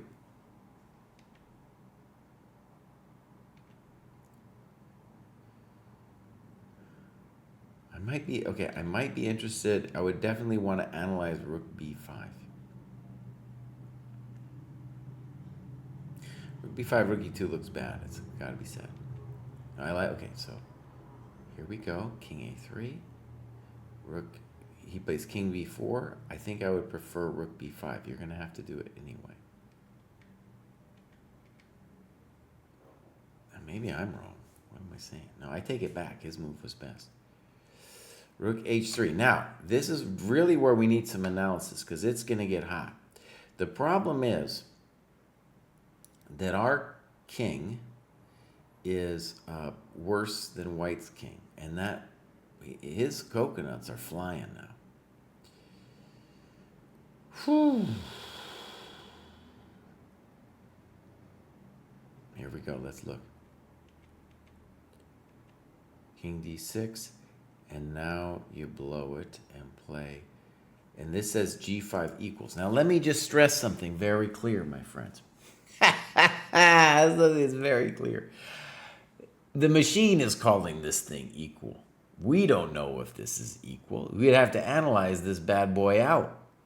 This is what I'm talking about. And if you did analyze it out, you probably wouldn't come up with the annotation equals. You'd probably think somebody's winning, because this is hot. This is very hot. I don't know. I don't know what's going on here. No idea. Okay, here we go. Like, here would be the real question. White can do a bunch of different things. I don't know what's best. I'd have to think about it for a little bit. All right, rook e3, and now we're cooked. King c7, game over. Ooh. Very nice annotation, though. Very nice annotation. Beautiful. Okay, so, well done. Pentasyllabic, the major. And now we got Mooney Bun. Mooney Bun says, another quick graduation that feels like I didn't earn. Not been able to finish most of the dojo materials, only played 3 longer time control games. I was doing some non-dojo stuff, and suddenly it's time for graduation. Question, what is your view on graduating the next cohort without finishing most of the materials from current cohort? Also, there's a podcast called Chess Journeys, Tales of Adult Improvement, which focus on lower-rated players like us and is super fun to listen to. Yeah, I was on that podcast. I think Kostya has also been on that podcast. And let me just say, my view is very clear on this matter. If you have the rating, you should go on to the next level, right? The reason is very simple. We don't want you sparring with the people below you. You have earned the right, and the material is no longer appropriate for you if you have truly advanced to this next level, right? So yes, do it. Skevix asks, two quick questions. Change the ratings how? I still haven't seen the advertised waves of points bubbling up after a year of supposed inflation. Also, do you guys plan to do a similar show, but for people doing the work and hitting a plateau? Yes. In fact, that's here's actually Skevix. We were talking about a dev thing. One of our dev projects actually is for the senseis to get a notification when somebody gets to 85% complete of their tasks. And then we would go in and take a look at their games and profile. That's been on our dev list forever. So we got 34 things on our dev list, that being one of them, right? So with the inflation, it's true that the top hasn't seen inflation, and it's been very interesting to watch that. It's the bottom, though, where the ratings got really skewed. So, for example, after it happened, let's go rating conversions here. After it happened, it collapsed all the people at the bottom. So at the bottom where it gets really weird. So like when we did the statistical analysis, 14 to 1450, notice it's not even 50 points, corresponds to these bad boys. And again, just a 50-point spread over here. So it doesn't get corrected until we really get up to 2000. So I don't know if I want to call it inflation or whatever, but the fact that they boosted the bottom really ruined it. And I think it's going to eventually mellow out. And so another dev project, this is less of a dev project, more a statistical one, is to redo what Knows Knows All did for us when we got this most recent thing. So that's another thing that we got to do. In fact, I'm going to put that on our dev projects too. It's not really a dev project, it's a stats project, but put conversion on to do. So that means if we had 34 dev projects, now we've got 35. Welcome to the dojo. Welcome to the dojo. All right, so here we go. Where are we? Moonibun. Let's go. I'm going to take a quick break after this one. I need to close my eyes just for a second because I'm hurting. So, Moonibun has been slaying it. Chesscom Rapid. And he's got a low USCF. Clearly hasn't done. The OTB has not kept up with him. PhD in electrical engineering. Very nice. Okay. Has been crushing the dojo. So graduating easily, at some point, it's obviously going to get difficult. Adult Improvers. Games. Let's go.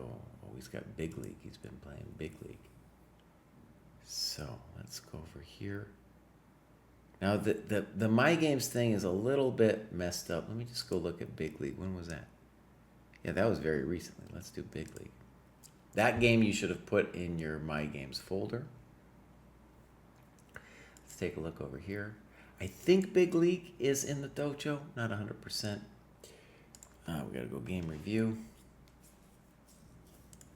All right. By the way, when you import the game from anything online, you should make sure that you have the timestamps so that you can see the times and get a time management rating.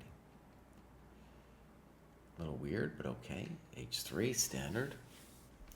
Good. So we got a little standard London thing going on. Fine.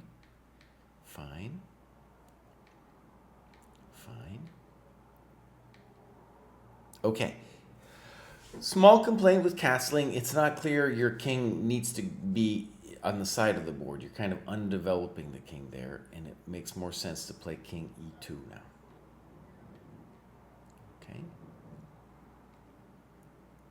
No. You could play e4, e5 immediately. Big question? I don't know which one's right. You go that way, fine. Bishop g3 is better because you're kind of locking in your king on h2. f5, getting frisky. I don't know if I like that for the guy because the e6 pawn is now weak. Good move. Frisky. King f7, a little safer. Knight g5, that looks like a good move. Knight c7. Maybe knight f8, but you play c4 now, and you talk about knight c4. It looks very powerful. Yeah, when they blow it in terms of development, that's what we should expect. Now, I do want to stress it's not immediately clear to me that this is all kosher, because on knight c4, I am worried about rook g6 with a little coconut touch, you know? Little coconut touch, that scares the bejesus out of me. Okay.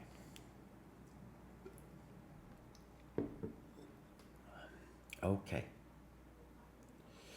Alpha Patzer, you can do definitely, if you just wrote down the times every 5 moves, we would still see a really clear time graph. So 5 moves is fine, and you would still be able to see it. Okay, so knight c7, c4, h6. Rook g6 scares the bejesus. The bejesus out of me. All right, here we go. Knight a6, that looks passive and strange. d5, no bueno. Doesn't this allow e5? Yeah. b4. Bishop b1. Bad move, my rooks are disconnected. So, whenever you say bad move, you should give another one. You say rook e3. I don't know about rook e3 because he pops you, and then this bishop is attacked. Now, my question would be, could you have played rook e6? You're threatening this, and then if they take, you're threatening that. And if they move the knight, you got bishop f5. This would be good to know the times for as an example, because then we could see, like, was knight b4 a move you just played automatically? Or was it something you were thinking about? All right, so bishop b1, and now e5 is a big strategical win for black. So now I like black better. Knight h4, g6, good move. Maybe g4 you should try right here. Let's see if you did it. Oh.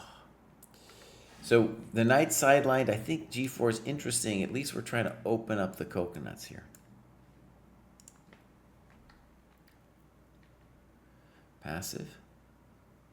Black's building on you now, buddy. Ooh. f4 is in general a mistake because he's giving you the e4 square. Good. And now we want to play f3. Fine. As long as we play f3. Oh, wow. Okay, good. Yeah, right. He hung a pawn. Thank you very much. Knight c2. This one scares me a little bit because you're allowing f3. Bishop h3, that makes 0 sense to me. I guess it makes some sense. Actually, it's very clever. He wants g8, rook g8. Very clever. Wow, good move.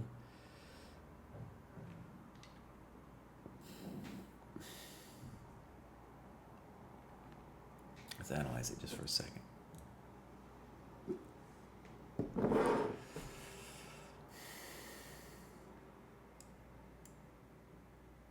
I guess he could play AB too. He didn't play AB here. So when we go back, I just want to say, I totally understand. I would want to very much think about bishop g6. In fact, this was fine. It was here you needed to be aware of this bishop h3 thing. He's got this trick looming. And so really a very nice and sweet move is bishop e4. I think you're doing great. You're doing great. So knight c2, question mark, exclam. Poor move, because you want to play f3 anyway. You need to be able to later reroute the bishop. This one scares me a little bit because AB will open up the rook. Good move. Bishop h4 now is a good move. No, he misses it. Still needed bishop h4. Frisky. So again, tell us what move you should do, and I think you should play bishop g1. And then you play bishop f2, and then the bishop h4 is no longer so frightening.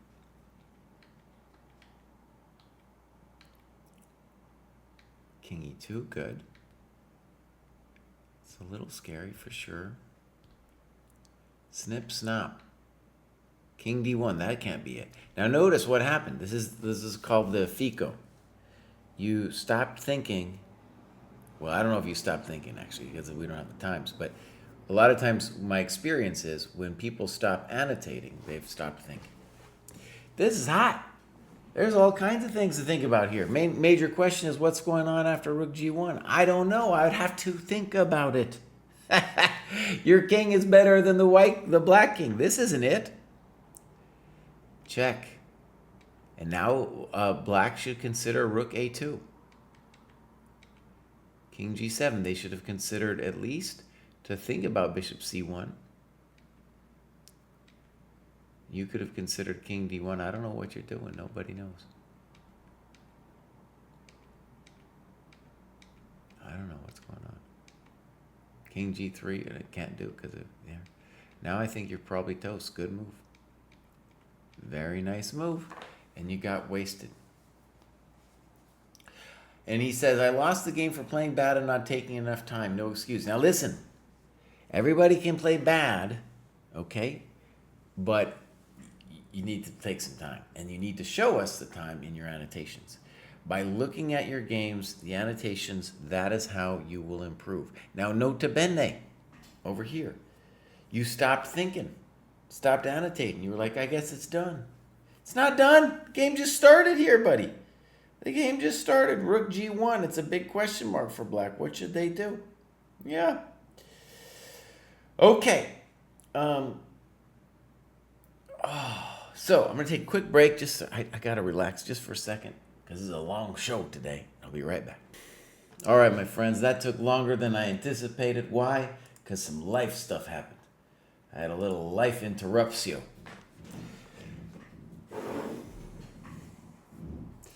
And that Alpha Pats was like, yeah, Jesse's out forever, buddy. What's wrong with that guy? I don't know. It took me a while. It took me a little bit. All right, we got, oh my God, dude. We got a lot here. All right, we got YOLO Chess. YOLO says, I took a pretty extended break from chess after being a bit burnt out. My eyes were burnt out. I had to go rest a second, too. I overdid it before, and I think that playing too much online blitz was teaching me some bad habits. This time I'm going to focus more on longer games and analysis. Okay, good. Let's see it, YOLO Chess. So, 12-12, looking good. Just came back to it by the looks of it. Yeah, you can see he did all that work, got burned out, and was like, all right, I'm coming back, bud. I'm coming back. Where's YOLO from? You don't tell us. Chicago. He does tell us. He's in Chicago, buddy. All right, just joined. Now, we got a recent game. That was just yesterday, dude. Let's go take a look. So, times. We got some times. Oh, it's a 15-10. We can't do 15-10. Let's just go back. My games. So, let's go date created. Oh, yeah. So, we don't have any recent games from YOLO Chess. He's come back from being burnt out. Hopefully, we'll get some more in there pretty soon. Your ex called. That would have been bad, dude. That would have taken me longer. Now, the call itself wouldn't have been that long, but I would have had to emotionally recover from that. Then we got Aegon, hero of the dojo. This guy is crushing it. Look at the work he's doing. Oh man, it took me 4 months for those next 100 points. 4 months, that's great, dude. Rating going up and down. But here I am. Still have 3 months and a week to reach 1,500. Jesse, could you review my Caro game against Ewing? Okay, will do. So he still wants, he has a big goal. Like I said, a lot of times people's goals are too unrealistic. They're like, I'm going to make a GM in the next year or something. But here we go, Aegon. He might be able to make 1,400. Okay, so, well, actually, maybe he means 1500 USCF. And that is difficult but plausible. PhD student in economics, July 24, fervent socialist, avid reader, and proud Chilean. Wrote this bio after watching Jesse complain.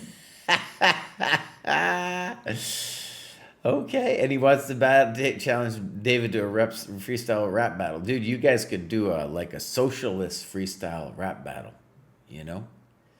Okay. So, lots of work being done. He's going for it, dude. He's just plumb dumb going for it over here. So that's a beautiful thing. And he's got this. It's getting up there. It's getting up there. Now notice he's not technically into the 1300 yet. He's not technically there, but we're going to give him a pass here. So let's look at some clubs. St. Louis. We need to refine this. Like if we get, actually, Aegon, you did so well for giving me a little bit. If you could create like a Chilean club, dude. Now that would be something. We might already have one. Before you create one, yeah, go look to see if there's already one. Okay. So, in St. Louis, that's a beautiful place to be. All right. See, this was lots of useful information. There's some tough players in St. Louis, my friend. Okay, games. Let's go over here. Oh, he wants... Oh, hold on. There was a specific game he wanted me to look at. Ewing. Let's see what we got here. This is all messed up. Miles Friedman. It's funny that the like reference to economics. This was supposed to be done already. Organized by date. Hasn't done yet. We had that as a dev project, and then I'm going to write it down. Anyways, the reference to economics and then me seeing Miles Friedman, I was like, you played Milton Friedman, bro? You played Milton Friedman? Okay, so, I don't even know if I have that name right. I'm getting loopy. Let's see. Was it Milton Friedman? Yeah, it was. Yeah, Milton Friedman. That was the guy. American economist and statistician. Yeah, he's Aegon Zelek's arch enemy, but he's not actually playing Milton Friedman this game. He is playing Miles Friedman. All right, here we go. We're gonna open up this game. Let's give a click on the times. Look at that, beautiful. Round 3 of August Nights. So notice this is an example, by the way, of somebody who, I think it's OTB, has put the times in. And both players, are on the lower side of the green line, which will start to happen more often once we get into the upper cohorts. So, great. This is with only a 5-second increment, so it probably got a little hairy at the end. We'll go back. So, boom, boom. Okay, good, good. Bishop h4. Yeah, so he played it automatically, and h6 is blundering bishop f6 and cd5. Okay, now we've transposed. a6 is kind of funky. a6 is a known idea. It's funny that it's a very advanced idea. It's usually called the Janowski variation. But it's funny that he's doing such an advanced idea and blundered bishop takes f6 earlier. cd5. e3 I definitely think is better. Knight d5. Ed is a little bit more natural. Because the idea of the Janowski is that when I get the Carlsbad structure with ed, it will help me in the control of the b5 square, because a lot of times white wants to do this kind of thing. All right, so this doesn't make sense. Thank you. Good move. Okay, you got a lot of good moves here. e3. Now, one thing about e4, can't be wrong. But e3 is solid enough. Good. You're being very solid. I like it. Bishop d3. I get it, but if you're going to play e3, you might as well just kick it because you've got nice control, and he needs to play e5 or fix his bishop somehow. Okay? Good. I like you're just keeping it simple. Now he has to go for it. Now, this is truly a big moment for you, and you correctly spend 4 minutes here. Yeah. And you do some good analysis. I like this a lot. So look what he does. He says, all right, knight d5, and then considers rook takes c6. And says the engine approves of this. I think it's beautiful. And for me, I guess the main thing I would want to just make sure of is that c5 doesn't work. As long as c5 doesn't work, then I'm fine with this. And the nice news for us is on c5 we have bishop f3. Now, your move e4 also looks very challenging for black. Let's see what they do. Okay, pop. That was clearly your idea. And now black, I think, loses his mind with f5.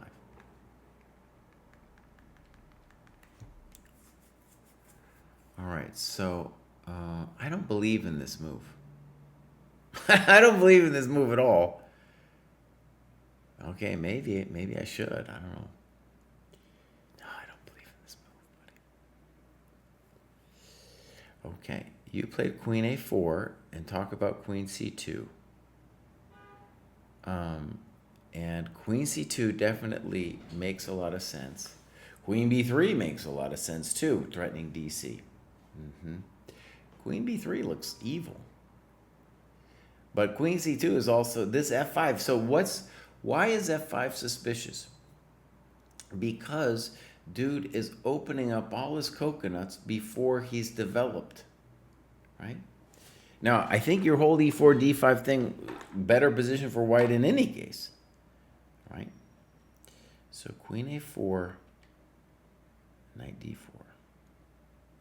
Snip, snop, and the takeaway from this with you're playing e5, which is weird to me, is that you're much better after queen d4. Even if it feels complicated, you're much better because dude is not developed, right? And we're just killing him on the c file. Now maybe this works. I don't know. It's a little frisky. Here we go. Boom, boom. Now black needs a good move. Bishop d7. Yeah, so the whole thing makes me nervous. Because why? Because when you take on c7, if and when you take on c7, this happens.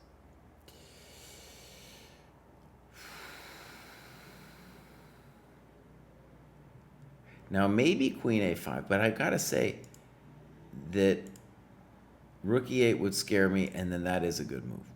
That's a very nice move. You need to see that to play queen a5.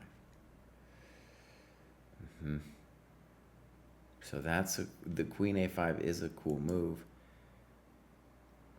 And you'd also need to see that b6, queen d2, and you're just coming around the mountain. Okay, now if this is the continuation with e5, I don't like it though, because it's hectic. It depends on too many tactics, where if you just play queen d4, you can just visually see that the guy's in huge trouble. Because queen e4, you take on c7 at the end. And fe4, you got all these developing tempos going on, right? So, for example, you talk about rook e1, but you have so many nice moves to ponder here. Rook c3, rooks, all kinds of stuff. Okay, here we go. Rook e8, and then this is very frightening. Again, this was part of actually maybe one of the things that made me frightened at the very beginning of this, was when we've pinned ourselves now. And so now I just get I've got the real bejesus here. And then you talk about queen b4 and stuff, but you should just feel, you should just feel like, oh no, I can't be letting myself get pinned like that. And bishop b5. Well, also, like, dumb question, does D3 also win? Oh, no, well, yeah, look, that also looks like it wins. I think. Queen D3, Bishop B5. Well, that wasn't it. Simple, strong move. Looks good. It scares me a little bit what he's doing, though. Okay. King H7. Something like that. Good move. Good move. All right. Here we stop taking notation, but I think white is lost. I agree. Yeah. Okay. So that was a good game, dude. And very nice annotations. Very nice. I would say, you know, we did a book called How to Analyze Your Games, and in preparation for that book, I was collecting all of the best annotations, and I would put this in there. You know, at some point we'll do that book again. It was just so much work. It was so much work to do that book. But I think this is a model game annotation. And so, yeah, this, you know, you learn so much, like the automatic bishop h4, and then how to deal with these things. I thought this is beautiful analysis, and this is a great note. And you just played it solid. I think it's great. You could criticize yourself, but that's fine. And yeah, whether we play rook c6 here or not, I think e4 is definitely an advantage for white. This whole e4 d5 thing. Okay, so well done. Bang. Next up, we got Real Raptor. Real Raptor. Oh, let's go grad. My FIDE rating has been above the graduation threshold for a while now. I know that I am due to go up another 130 points with my latest tournaments process. I give a lot of credit to Jesse's All About Time course, plus more than 10K themed puzzles on Lichess. However, the biggest thing recently has been opponents simply blundering against me, and I think that is due to better positional play from studying positional woodpecker on Chessable and Drill Your Chess Strategy. Now, I definitely think, well, actually, I haven't read positional woodpecker yet, but Real Raptor, I would definitely say, well, maybe even you got something out of it. Well, okay, actually, I say nothing. I say nothing about positional woodpecker. I haven't read it yet. All right, so here we go. So FIDE crushing it, and he says he's going to get more points. 50-something chess, not great. Let's see if he tells us where he is. Tell us where you're from. Let's see, mate. No, he's not going to tell us. Maybe here? Maybe in Ireland. And the Raptor dude, he could play in some 50-plus events. Core Dojors, how come I'm not part of this one, bud? Oh, I am in that one. All right. So, yeah, Real Raptor's been around. It is hard to graduate, my friends. This isn't easy. Yao, hello. Burke says, hi, sir. Thank you for reviewing my game. I understand. Thank you for being here.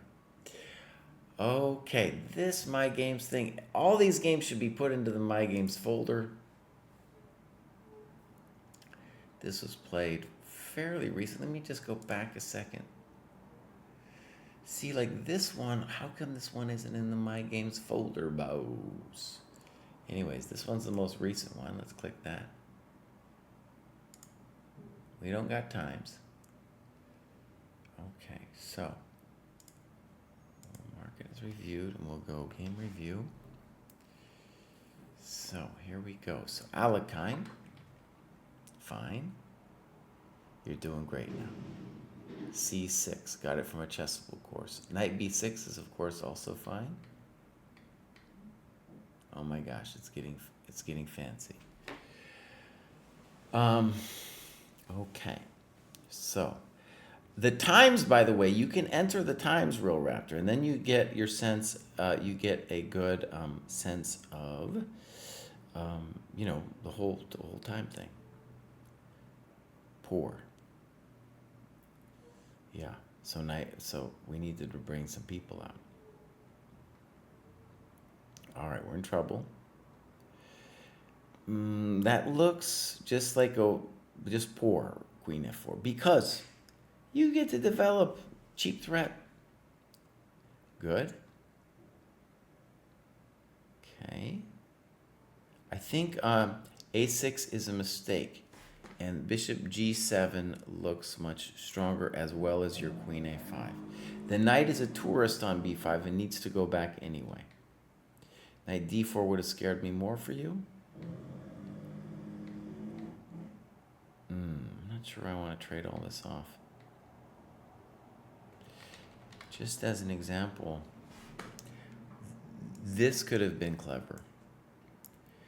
I know you're probably worried about this, but if he does it, it will open it up and we'll get some kind of d4 junk going on. And like you said, maybe g5 would have worked. Now he's safe. Terrible move. Terrible move. What is he doing? What are you doing? What are you doing, buddy?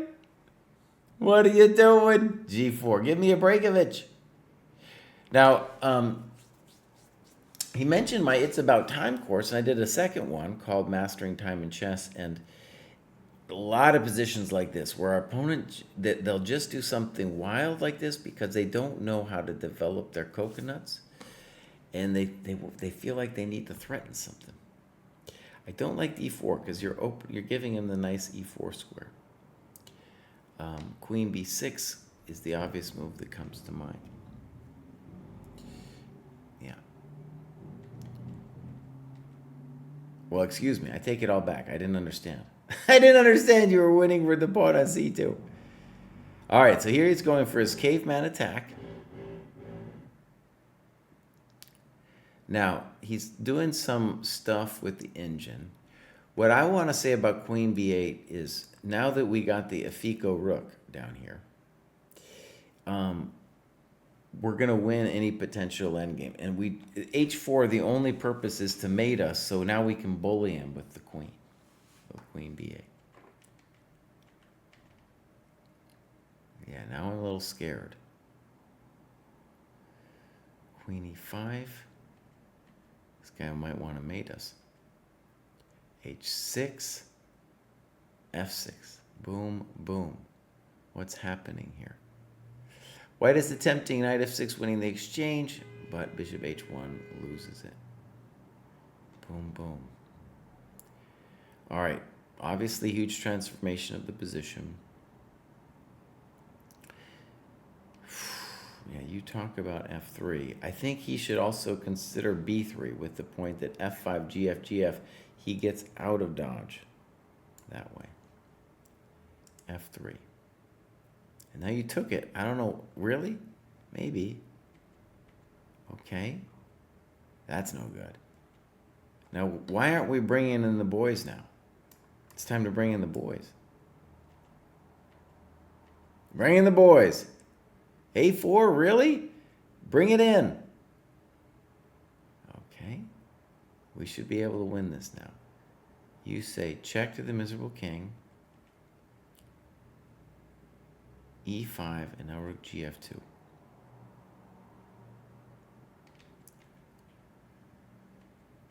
Your rook is much better. Your king is better. You should be winning this. Boom, boom. Rook h2. Okay, so black has 33 minutes left and white 9 minutes. Rook h2 -7 is a winning pawn in game. Now, look, we really want to do the variations before we do, the engine. So, because, like, let's say you did it by yourself first. There'd be some interesting things to talk about here. All right.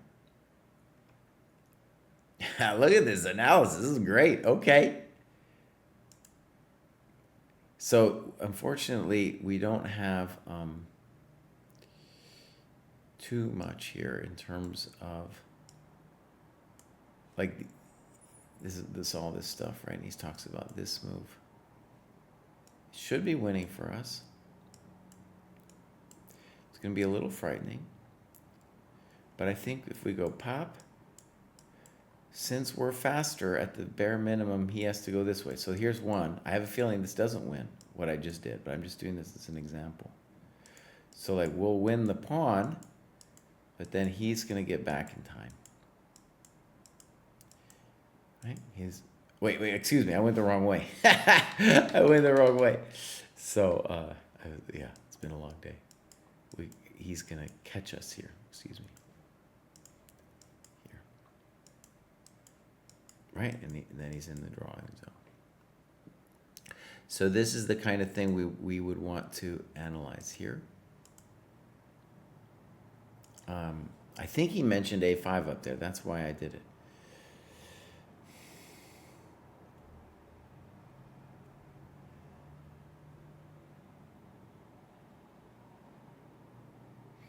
Oh, this is hot, dude.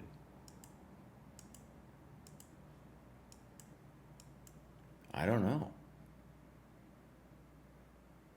Say, this is natural. He's getting there first, so that's just unclear. So this is where the machine, like, we got to do it ourselves. We got to do it ourselves. All right. And he talks kind of schematically about this. The first variation is for black to run to the A4 pawn. Yeah, we need the variations, though. This is hectic. So one of the things just to point out is like, I could spend a long time on this thing, and I would need to know whether it's winning for black. Black's definitely not losing, right? So we know this is at least promising. This one might also be a little bit promising. I think rook D1 looks very strong for black. Still looks good for you. Good. Good. I would definitely take that thing. Now, we're worried about getting mated. Okay. So, in addition, though, to rook F5, we have G5 check.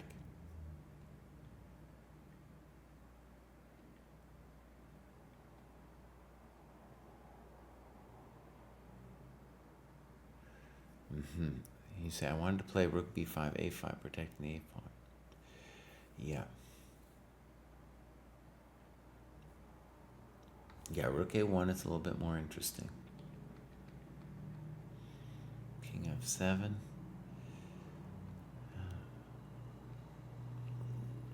Okay, now we got to draw. You do have to know how to do it. He doesn't know how to push you. See if you did it. Well, he did. He should at least push you here a little bit. Okay, well done. I'm gonna mark this as reviewed. All good business. So, yeah, he stopped doing the times after a while. Good annotations, and I appreciate this work. Would have wanted to see some of the variations. Okay. God, I'm losing my mind here. So let's go look at Mr. Wong. I'm at that point in the day, I'm like, maybe I'm hoping they didn't do any games. I don't know if I got it in me. I don't. Mr. Wong, thank you for joining the dojo. Hopefully we're going to see some more stuff here. Yeah. Then we got JDH, hard but worthwhile. Let's go back, grad show, excuse me. 1511, he's ready to graduate again. Crushing it. And clubs. Sicilian Sparring Club. Okay. We got some games. Oh, no, we do. Oh, no, we do. All right. So, we don't have a time graph. I have to get a snack after this. I'm dying. Fine. Normal. This is a big thing. All right. So, yeah, he's concerned about bishop g5. D5 in my memory is kind of the more natural move. Good. Probably fine.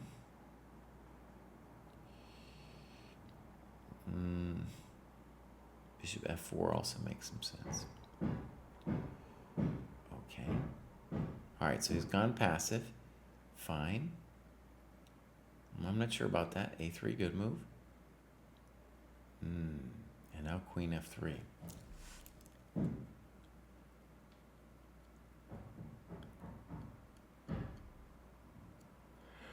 We could consider, I don't know, we could consider b4, cb, knight d5.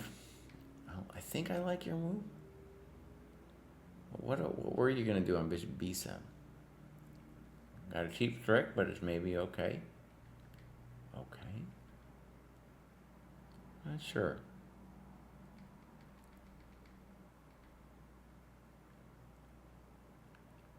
I was really torn between this and b5. Okay. You got a small advantage.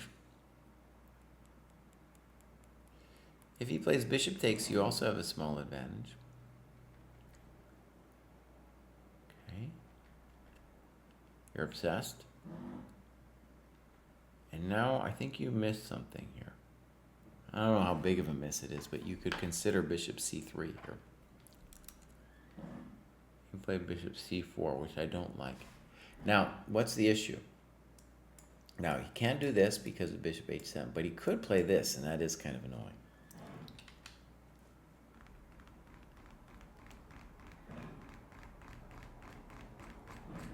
We go back a second.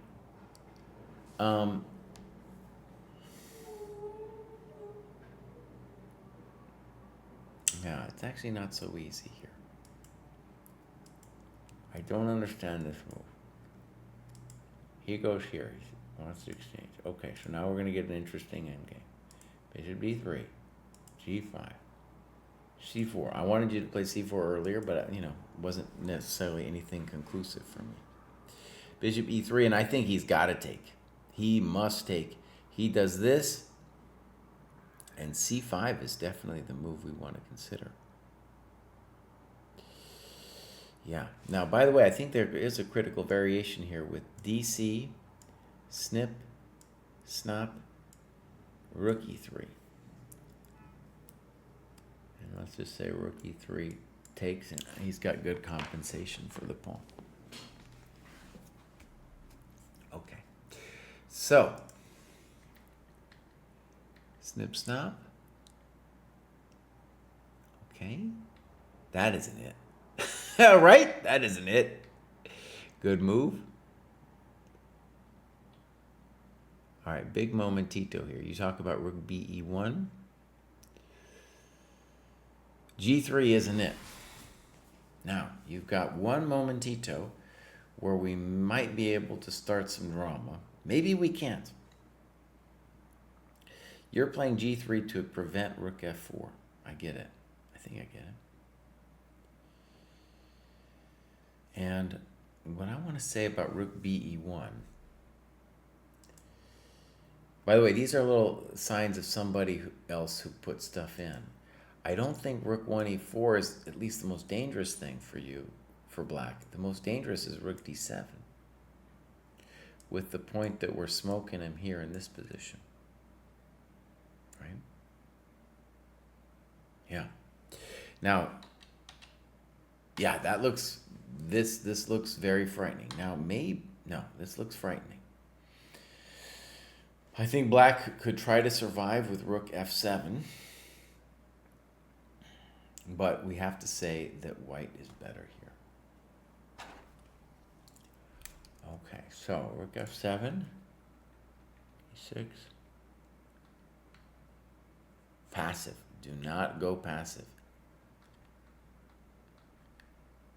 We're just messing around here. We're not doing anything. And now you make a very committal decision here. Ooh, and black makes a very committal decision. So our second king and pawn endgame. Here will be very important to see at your times. Now, first of all, the reason that this is so controversial that black did this. First of all, it's totally not necessary for them to take on f1.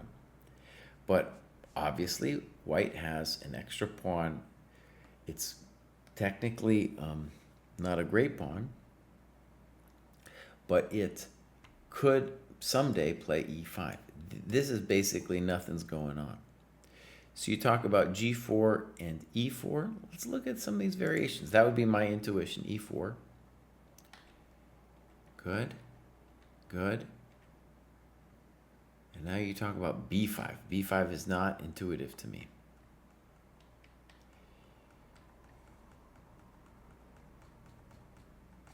But I think I know what you're on about. So b5, g4, g6. Oh my God. King d3. Amazing. King f4. This is very good analysis. Boom, boom, boom. Okay, so real questions. C takes, b6, and we should be winning this. Amazing. Look at this, e4. And b5 is not a pleasant move to make because now we're completely stuck. But we are saying that we can let him into f4 and we'll still be golden. Wow, look at that, buddy. Yeah, buddy. Oh, that's a great game, dude. This is a great annotation. Notice, he did the variations. That's what we're looking for. Now, have we really blown it? Okay, so our basic problem is we can't play e4 now because of king d4. Probably in the annotations we would want to say that somewhere. He talks about g4 and b5.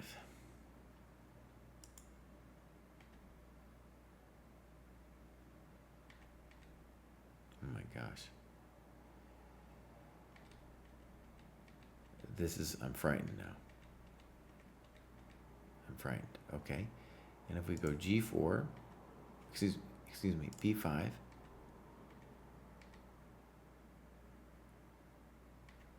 Yeah, look at this, dude. Ouch. He talks about king f2 here.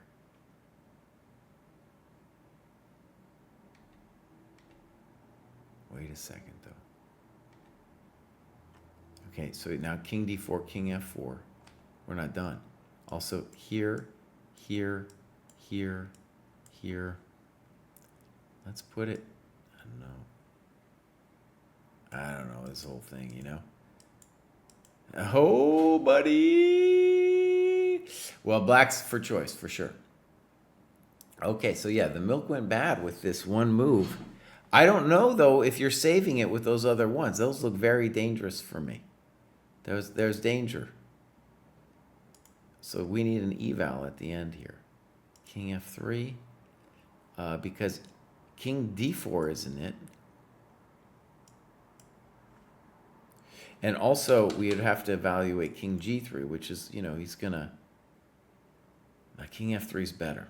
King f3 is better. So why? Because when e5, de happens, we want to be able to shepherd the pawn down. But is this a draw here?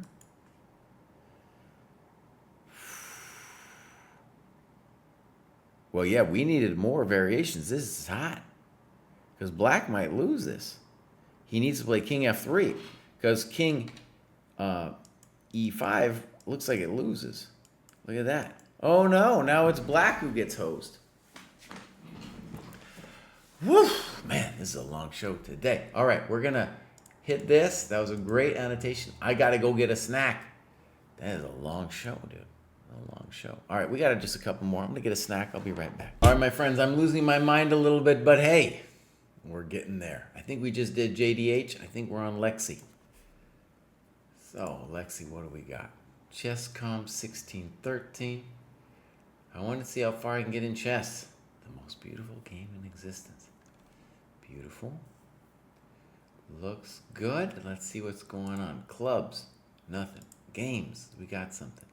Best 10-minute games. Not interested. Not interested. All right, let's see this one here. What time control do we got here? 45 plus 30. Okay, we'd want it to be a little longer at this level, but let's take a look. So, game review. So far, so good. And this is kind of poor from white, but you're doing okay. Yeah, bishop f3, exclam, exclam.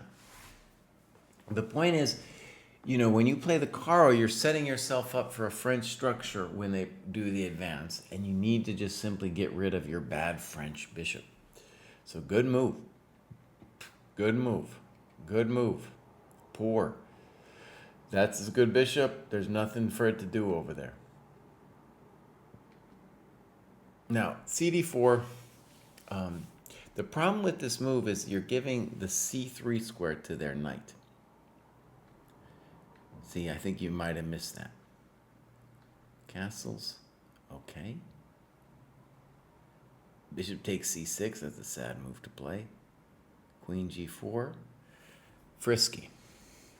Okay.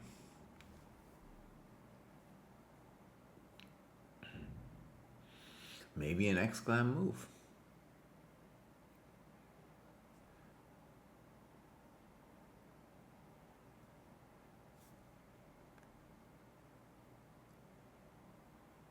I'm just looking at it.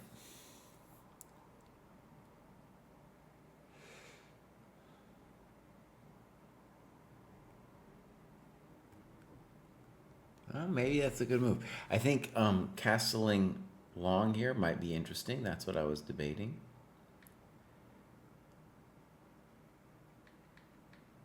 Good move by white, holding his point. And now you were like, screw it, I'm going on an adventure. Your position's in deep trouble here, my friend, Lexi. Yeah.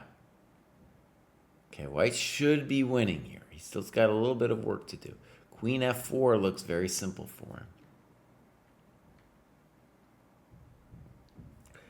And I don't like this. I think you probably need to play queen f8. By this, I mean this. Bishop e7, exclam move. Very nice move. Yeah, that's a very nice move. Bang! Well, Lexi, I think there's a lot to get out of that. For one, your opponent doesn't. It's like my experience with games like that I've lost has been like my opponent didn't understand chess at all. Playing moves like h3, encouraging me to trade off my bad bishop. Playing moves like bishop b5 where he's going to lose his good bishop. And then suddenly I'm lost on move 21. How did it happen? It happened with really you going after the pawn grubbing situation here. Knight e7 is a good move. Queen b6 is a good move. As long as you just develop your coconuts, you're going to do fine in this position. You probably felt a little bit uncomfortable in this French-like situation, though, right? Even a6 is a good move because him taking on c6 will give us such a strong center. Okay, but you see, like you're playing these people, and they got some skills. They might not understand chess, but they have some skills. Okay. So, let's continue. We got Robin. We got just a couple more after that, but some big graduations. Robin joined recently. We got some clubs. ADHD, okay. And then we got into games. Robin does me a small favor because my eyes are bugging out. My eyes are bugging out.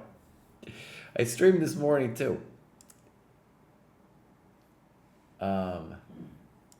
Let's see. Almost done. Join me if you want. So Pruess is going to take over from me. All right. So we got two more. Big ones, though. So we got Memento. And Pruess, by the way, he's going to do the Maya opening stuff. Maya open, not the Maya opening. All right. Let's read this. It's my first time graduating to this cohort. Took me about a year to graduate. Neglected tactics in my youth, and it seems to have held me back. I've been working on my tactics a lot this past year, and it seems to have made a difference since I'm a bit sharper these days. The biggest thing, though, I think, is constantly playing and analyzing my games. I'm always trying to play longer time controls, and I will analyze all games, even rapid ones. Let me just look over here if Pruess is writing me. Okay, he says he's still getting ready. That said, I often have financial difficulties, so I struggle to afford the dojo subs and get demotivated in terms of logging completed tasks. Playing less common openings also seems to have helped, though the biggest thing has been sticking to the same openings and playing them consistently. I agree with that. Back then, I played a lot of random openings, which did not help much at all. I tried to get better at maintaining the initiative and even hired a coach to help me get better at this skill. If I can tactically outplay my opponents, I can often win games despite getting bad positions out of the opening or making positional mistakes. I still aim to follow basic opening principles, although sometimes I fail to do so because I keep trying to find a tactical knockout. Great notes. Okay, so here's Memento. So, early 30s, I think that's a picture of Karpov. He's been doing some opening work, maybe not logging all of his stuff. So, Lead Chess Classical 1722. By the way, my layout looks a little weird, and that's just because the new Dojo UI is so cool that I wanted to capture it. Now, if I remember right, I was the third member of the Coconut Club, and I have a feeling Memento's watching and joined that Coconut Club. So that Coconut Club, that thing's growing. That thing's popular. Okay, here we go. Games. We got a game. Now this isn't, wait a second. This is the same game that we looked at before. Maybe just annotated by the opponent. Oh, that's cool. So we're going to get the same game by different players. And now the first thing pentasyllabic is you need to recognize, my friend, that the major problem you have, just judging from this one game anyway, is you are moving too fast. Right? Absolutely. It's cool to have a dojo game with both sides annotating it. So here we go. Yeah, we looked at this. Queen e2, and then knight d5.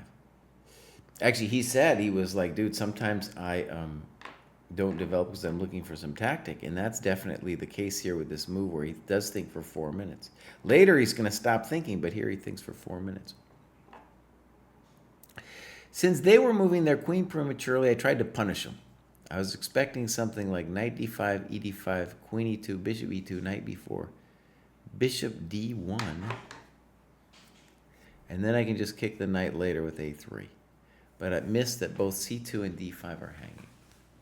I missed that the d5 pawn is tactically defended via c3, knight d5, c4, and the bishop is trapped. I think there was a similar g4, g5 idea in Kasparov's 1975 Baku game against Yermolinsky. That's right, dude. That's right. I know that game. And his coach even called him g4 after that. Wow, dude. Yeah. Uh-oh. I'm getting invaded. Not this again. Not this. That was a great book. I'm looking at it right now by Nikitin. So it's a 2-volume thing called Coaching Kasparov. Amazing.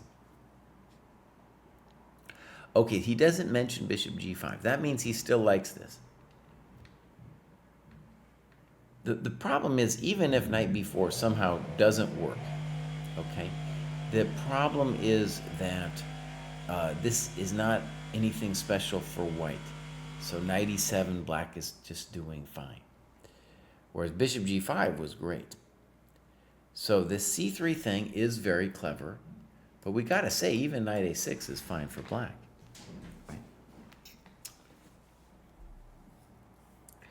Okay, Novest is here, and he had the white side. Yeah, we got that. He says he did mention bishop g5. Okay. Or wait, were you the one annotating black? Because we have two games here. We have one being white. No, he has a white side, right? No, I don't see bishop g5 mentioned, but okay. So here we go. Knight d5, snip, snap.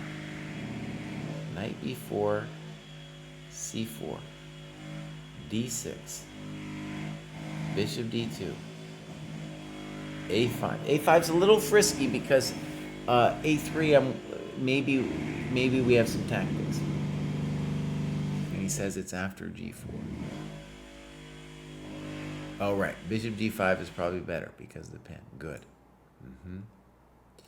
Bishop g5, like your opponent said, looks like you're in big trouble. So I think a3 would be interesting to analyze for us here. At the minimum, it seems safer. This seems very complicated. Okay, now we're in trouble. Now, the thing about it is when you say you missed it, what I want you to feel is that we're in trouble. We're in trouble here just in terms of development, right? So here we're probably toast here. At this point, my position's terrible. Okay, yeah. No, it's bad news. Now, this is a mistake where they take on b2, right? They should take on e3 first. Okay, so he lets you do that. Now, of course, we were looking at it from his point of view before, but looking at it from your point of view, we might want to consider bishop f1. I know it looks terrible, but we're cutting the knight, and I'd really rather not lose that pawn. It was a really terrible thing that they allowed you to do that to him. Okay, so there we come. Check to the miserable king. So, right, it's not just the pawn, it's the fact that we let that knight come in and do its dance. Okay. Even without knight c6, I think we're in big trouble. Like knight g4 is also got to be great for black. In fact, like he's kind of messing around a little bit here. He's messing around. He just did develop your king. Okay, so here we go. b5. If I remember right, this was the one with the amazing endgame that we're going to do. Now, I think, to me, rook c, just on a practical level, that rook c7 feels a little bit automatic. Okay, so bishop f1. And if I remember right, he mentioned rook e2 as a very strong move. And that's very important, of course, rook e2. And actually, the nice thing about bishop f1 is it also stops rook e2. Okay. Black's messing around a little bit. Yeah, he missed. This is where he missed the whole bishop f5 mating pattern.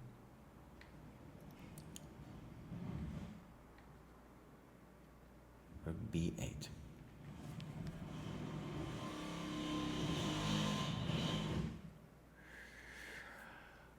We should definitely ponder for black. He didn't do it. We didn't. Oh, look at this. Actually, on a4, the bummer is we then play bishop a4. Okay. So, he assumes the position here, rook b8. And here you played bishop d7. Now, one thing I want to say about this is black is really pushing his luck because he is so passive in this position. So passive. That doesn't mean I have some crushing blow for him. It's just like black has just pushed his luck. Now, I'm not sure. Bishop d7 doesn't feel right to me.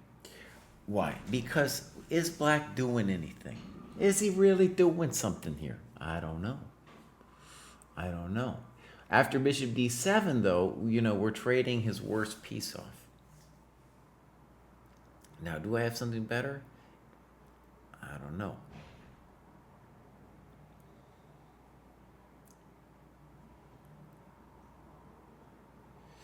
Right, I think it would go like this. King c4. Now, if I'm afraid of anything, it's bishop f5 followed by bishop b1. maybe I can do it like this. Bishop a4. Now, if he goes here, I snip, snop, and come in. If he goes here, I'm going to try to play bishop b3. And the point is very simple. Like, white's pieces are more active than black's. Right? He's pushed his luck here by being so passive. Okay. And king d3 is a good move, and now he blunders this. Now, we can refer to the other analysis if you're interested. About an hour ago, we did black's analysis here. And here black missed this. And now all of a sudden, the game is wide open. King a2, good. I talked a little bit about rook b5 in the show. So now black has definitely played with fire here. Good move. All right, now it's hot, obviously. King d6, rook e3. And, you know, one of the nice things that we can see, you know, actually, pentasyllabic, you are a stronger player playing against somebody who's lower rated. And one of the things that I see in this game is that black didn't have a sense of the danger in letting you become active from the very beginning, right? So he had that amazing position, but then your king's open, he let you play CB, he let you get totally active. And here, he's also just going on a pawn hunt, and you know, now things, you know, we got to realize it's like, oh, this is very dangerous. So, and I remember actually from his notes, he says G5 is equal. And I was like, well, maybe it is, but that's just an engine evaluation, buddy. I don't know. That's the hardest thing for me to ever try to calculate out. So, mistake, exclam. And then now it's welcome to the dojo. Yeah. Great game. Great game.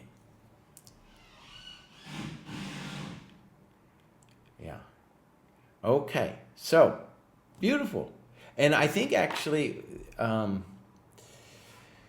we could use this game as an interesting thing where we have the annotations of both players, you know, just the differing viewpoints. And I think definitely at like an intuitive level, white was the better player because they understood the power of the activity of their pieces, right? Now, we're going to shame pentasyllabic just one last time before we move on to our final graduate today, and that is, oh, pentasyllabic, buddy, you needed to slow down. You needed to slow down, buddy. I spent more time analyzing this game than you did playing it. Come on, bud. All right, let's go back grad show. We got one more. And that's Matthew O'Brien. Matthew says, enjoyed the middle game task, getting positions where I had clear, easy, and sustained counterplay. Even where positions objectively bad, my results were outstanding. Currently writing a book featuring some knight a6 kid lines with a friend, and I teach some local chess players and a local high school team part-time. 7.5 out of 9, Washington International under 2300. I met Matthew O'Brien there, by the way. I believe so. Exceeded my expectations slightly and hope to occasionally play events with similar organizational quality and playing environment in the future. That was, you know, really an amazing dojo event because in the final round in his section, it was Chess Latte against Chess Gains, who have been in the dojo since 2020, you know? So, really cool. And so I met Matthew there. I'm going to admit I didn't know Matthew was part of the dojo. Let me just make sure we got Brian Chess. I'm going to see if I get a picture of Matthew. He's known as Wandering Puppet on the chess comp. Yeah, I believe that. Yeah, this is the guy. This is the guy. Okay. Yeah, he's there in Philly, and he played me once ages ago and had a great game. I covered it here on the dojo years and years ago. I think that was pre-pandemic. All right. So with his victory, he's moved up, it looks like, from his Washington International. So funny. We talked a little bit. He didn't even mention he was in the dojo, bud. Hey, Matthew, I was like, you're burying the lead, buddy. You're burying the lead. Come on now.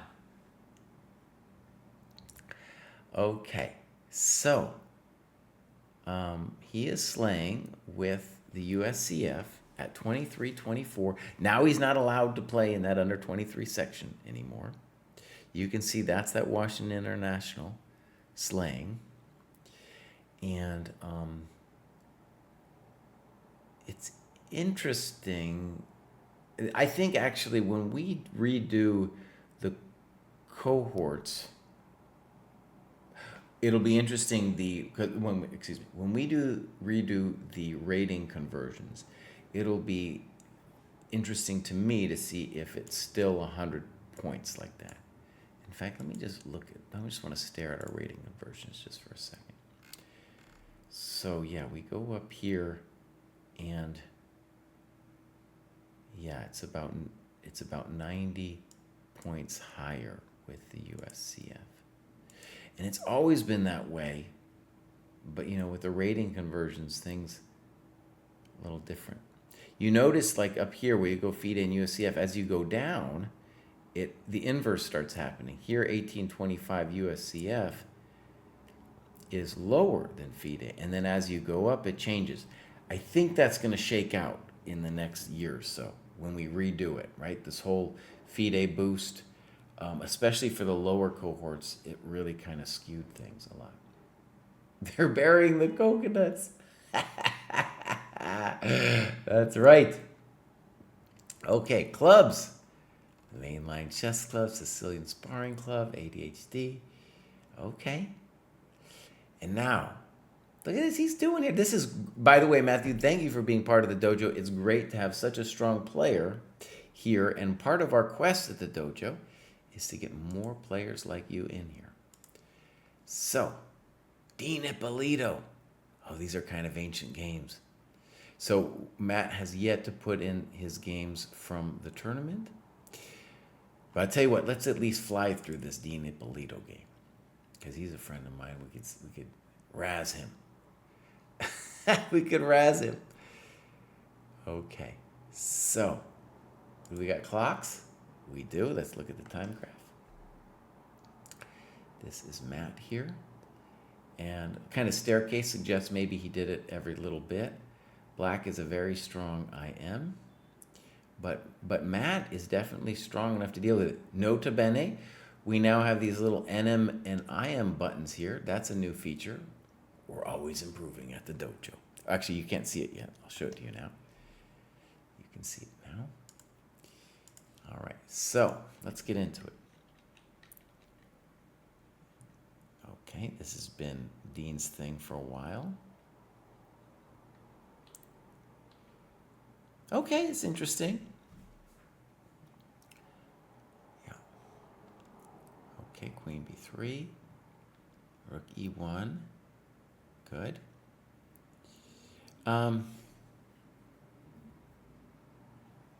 Yeah, Dean will always play the top engine move. All right, you go Knight A6, and you talk about D5 and Knight E4. And you say, I was aware that this move is probably quite bad because of Knight H4. Okay, that would be my first instinct. That's Rook E1 is especially good if that's true, right? Okay, so here we go. Knight A6, E4, Bishop G4. Now white needs to do something. Maybe just Bishop E3. E5. Now this is a novelty, and Bishop E3 featured in 3 Wojo games. Nice, that's Wojtkiewicz. Bishop E3 certainly looks like the most natural move. Dean is a very ambitious player, and it doesn't surprise me that he goes for it like this. So DE, Knight E5. So, and queen b3 is going to transpose. Now, dumb question. I answered it for myself, I guess. The problem with this move is presumably this move. Okay, so here we go. Queen b3, ab. Knight b4 with a threat. And Dean doesn't care, dude. He thinks for 19 minutes and goes for it with bishop g5. Great notes with knight g4. Okay, bishop g5. Okay. So let's look at this. Knight c2. Snip. Snip, snap. Bishop d4. Snip, snap. And he says, I believe in the two pieces over the rook.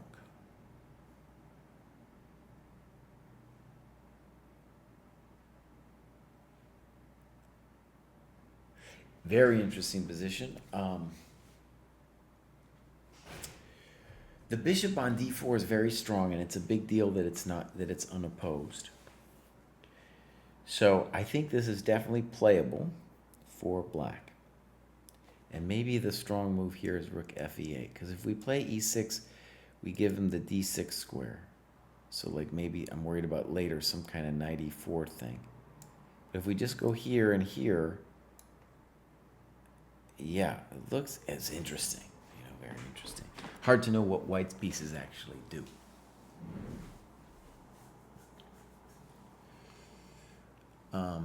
And I think it's David Pruess in the comments. He's talking about rook d1 instead of rook c1.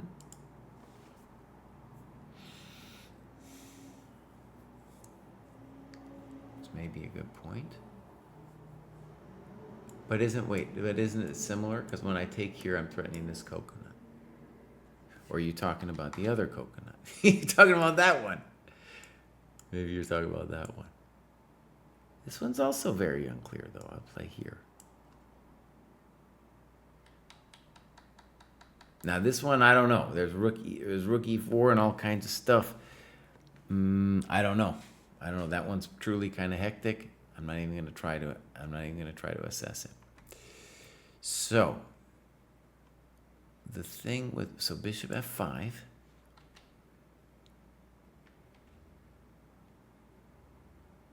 That's a safer option. Seems like black should be fine. Holy moly, Dean's an aggressive dude, man. This was a little bit surprising. It does not stop me from playing knight c2, but not very much so, as initially this seems very strong. But black has some tricks looking at lines in depth. Now we are out of the database permanently. Somebody played rook e2. Dean ain't going to play no rook e2. Dean's going to do this. He's going to go for it every time, dude. All right, here we go. Bishop e7, knight c2. In principle, I believe in your position. And I believe in that move. And this is Dean's thing. We're going to guess he saw this in advance. Wow, here we go. Now, you took on d5 and thought for 9 minutes on it.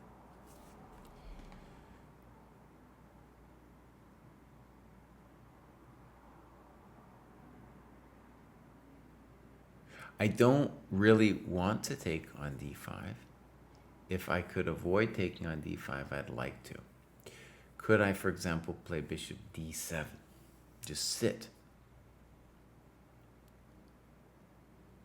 So I would be looking at bishop d7. I don't see anything amazing yet for white. Maybe he's got some tricks. Maybe some kind of weird knight a4 thing. I don't know. But this looks, I'm a little frightened. By the way, one thing I just want people to see is at the lower cohorts, what we see again and again is somebody takes one of these rooks. And what Matthew's doing here is a standard thing. It was like, we're going to make him beg. I'm going to make Dean beg to take one of those rooks. Make a move, and then we'll take it. All right. Dean goes for it with b4. Spending 21 minutes. Wow. All right. Now, one of the things about Dean that I feel sympathy with is playing this guy with a lower rate. He doesn't know that Matthew's strong. He has no idea. And so he's like going to push it with the time. He's now in time trouble after 21 minutes. We go back to this time graph, take a look. You can see the dude is dipping. Dude's dipping. You know? Right. So Dean's going to go for it. This is the problem when you're playing a lower rated player. You got to just sometimes be okay with, playing a little more cautious. All right.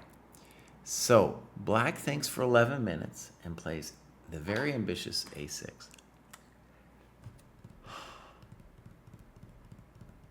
And he says, there was a lot to calculate in a few lines to ensure I would not lose the entire queen side.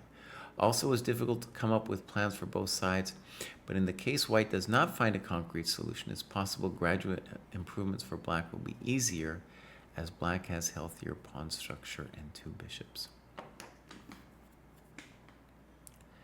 All right. Now, what is cool about this move is Dean is in time trouble, and now he finally goes here, and now you should be fine. Maybe even better. Now we'll take, and now bishop c8. Good. Here I'd rather be Black. I have no idea exactly what's going on, but I know I'd rather be Black. Yeah.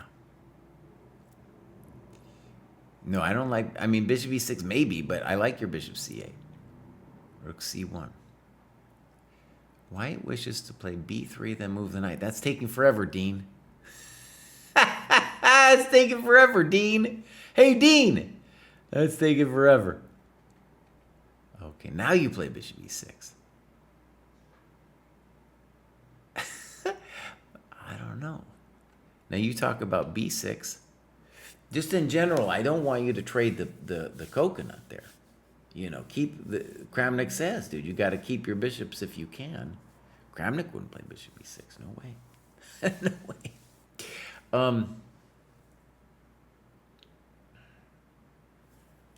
This whole thing with b3, dude. What are we doing? What are we doing? You got rook e8 as a very possible move. Okay, I could look at it forever. I don't like that one. He snips. He snaps. And now rook c2. Yeah. And you expected knight e4? Uh-huh. This is great notes, Matt. These are great notes, dude. By the way, before I definitely liked your position. Now I don't know what's going on. Whether it's rook c2 or knight e4. Okay. So. He plays knight a4, which we're going to call natural.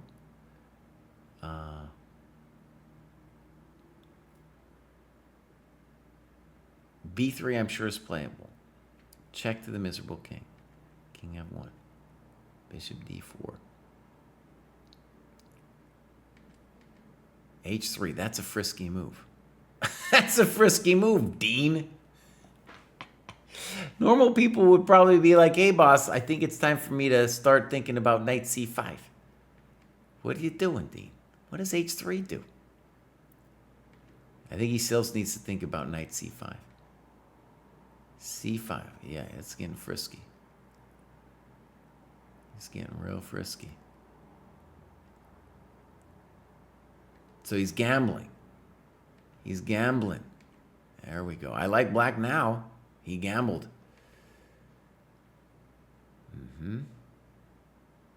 Yeah. Thank you. Knight c5. Okay, he's getting real fancy. Thank you very much. Check to the miserable king. Rook c3. Always repeat. Okay. Dean's not going to repeat with you, buddy. He's an evil genius. Oh, no. What have you done, Dean? Oh, man. Dean.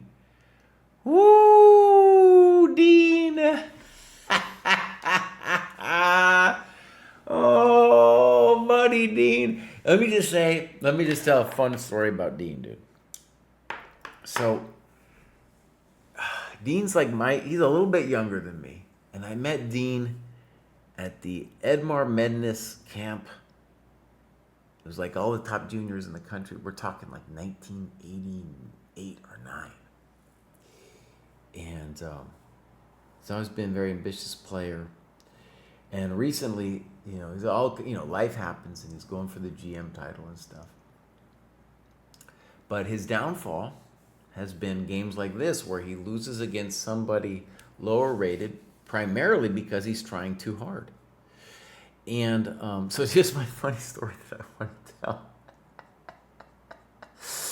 It was the Denver Open 2019, which I somehow managed to win.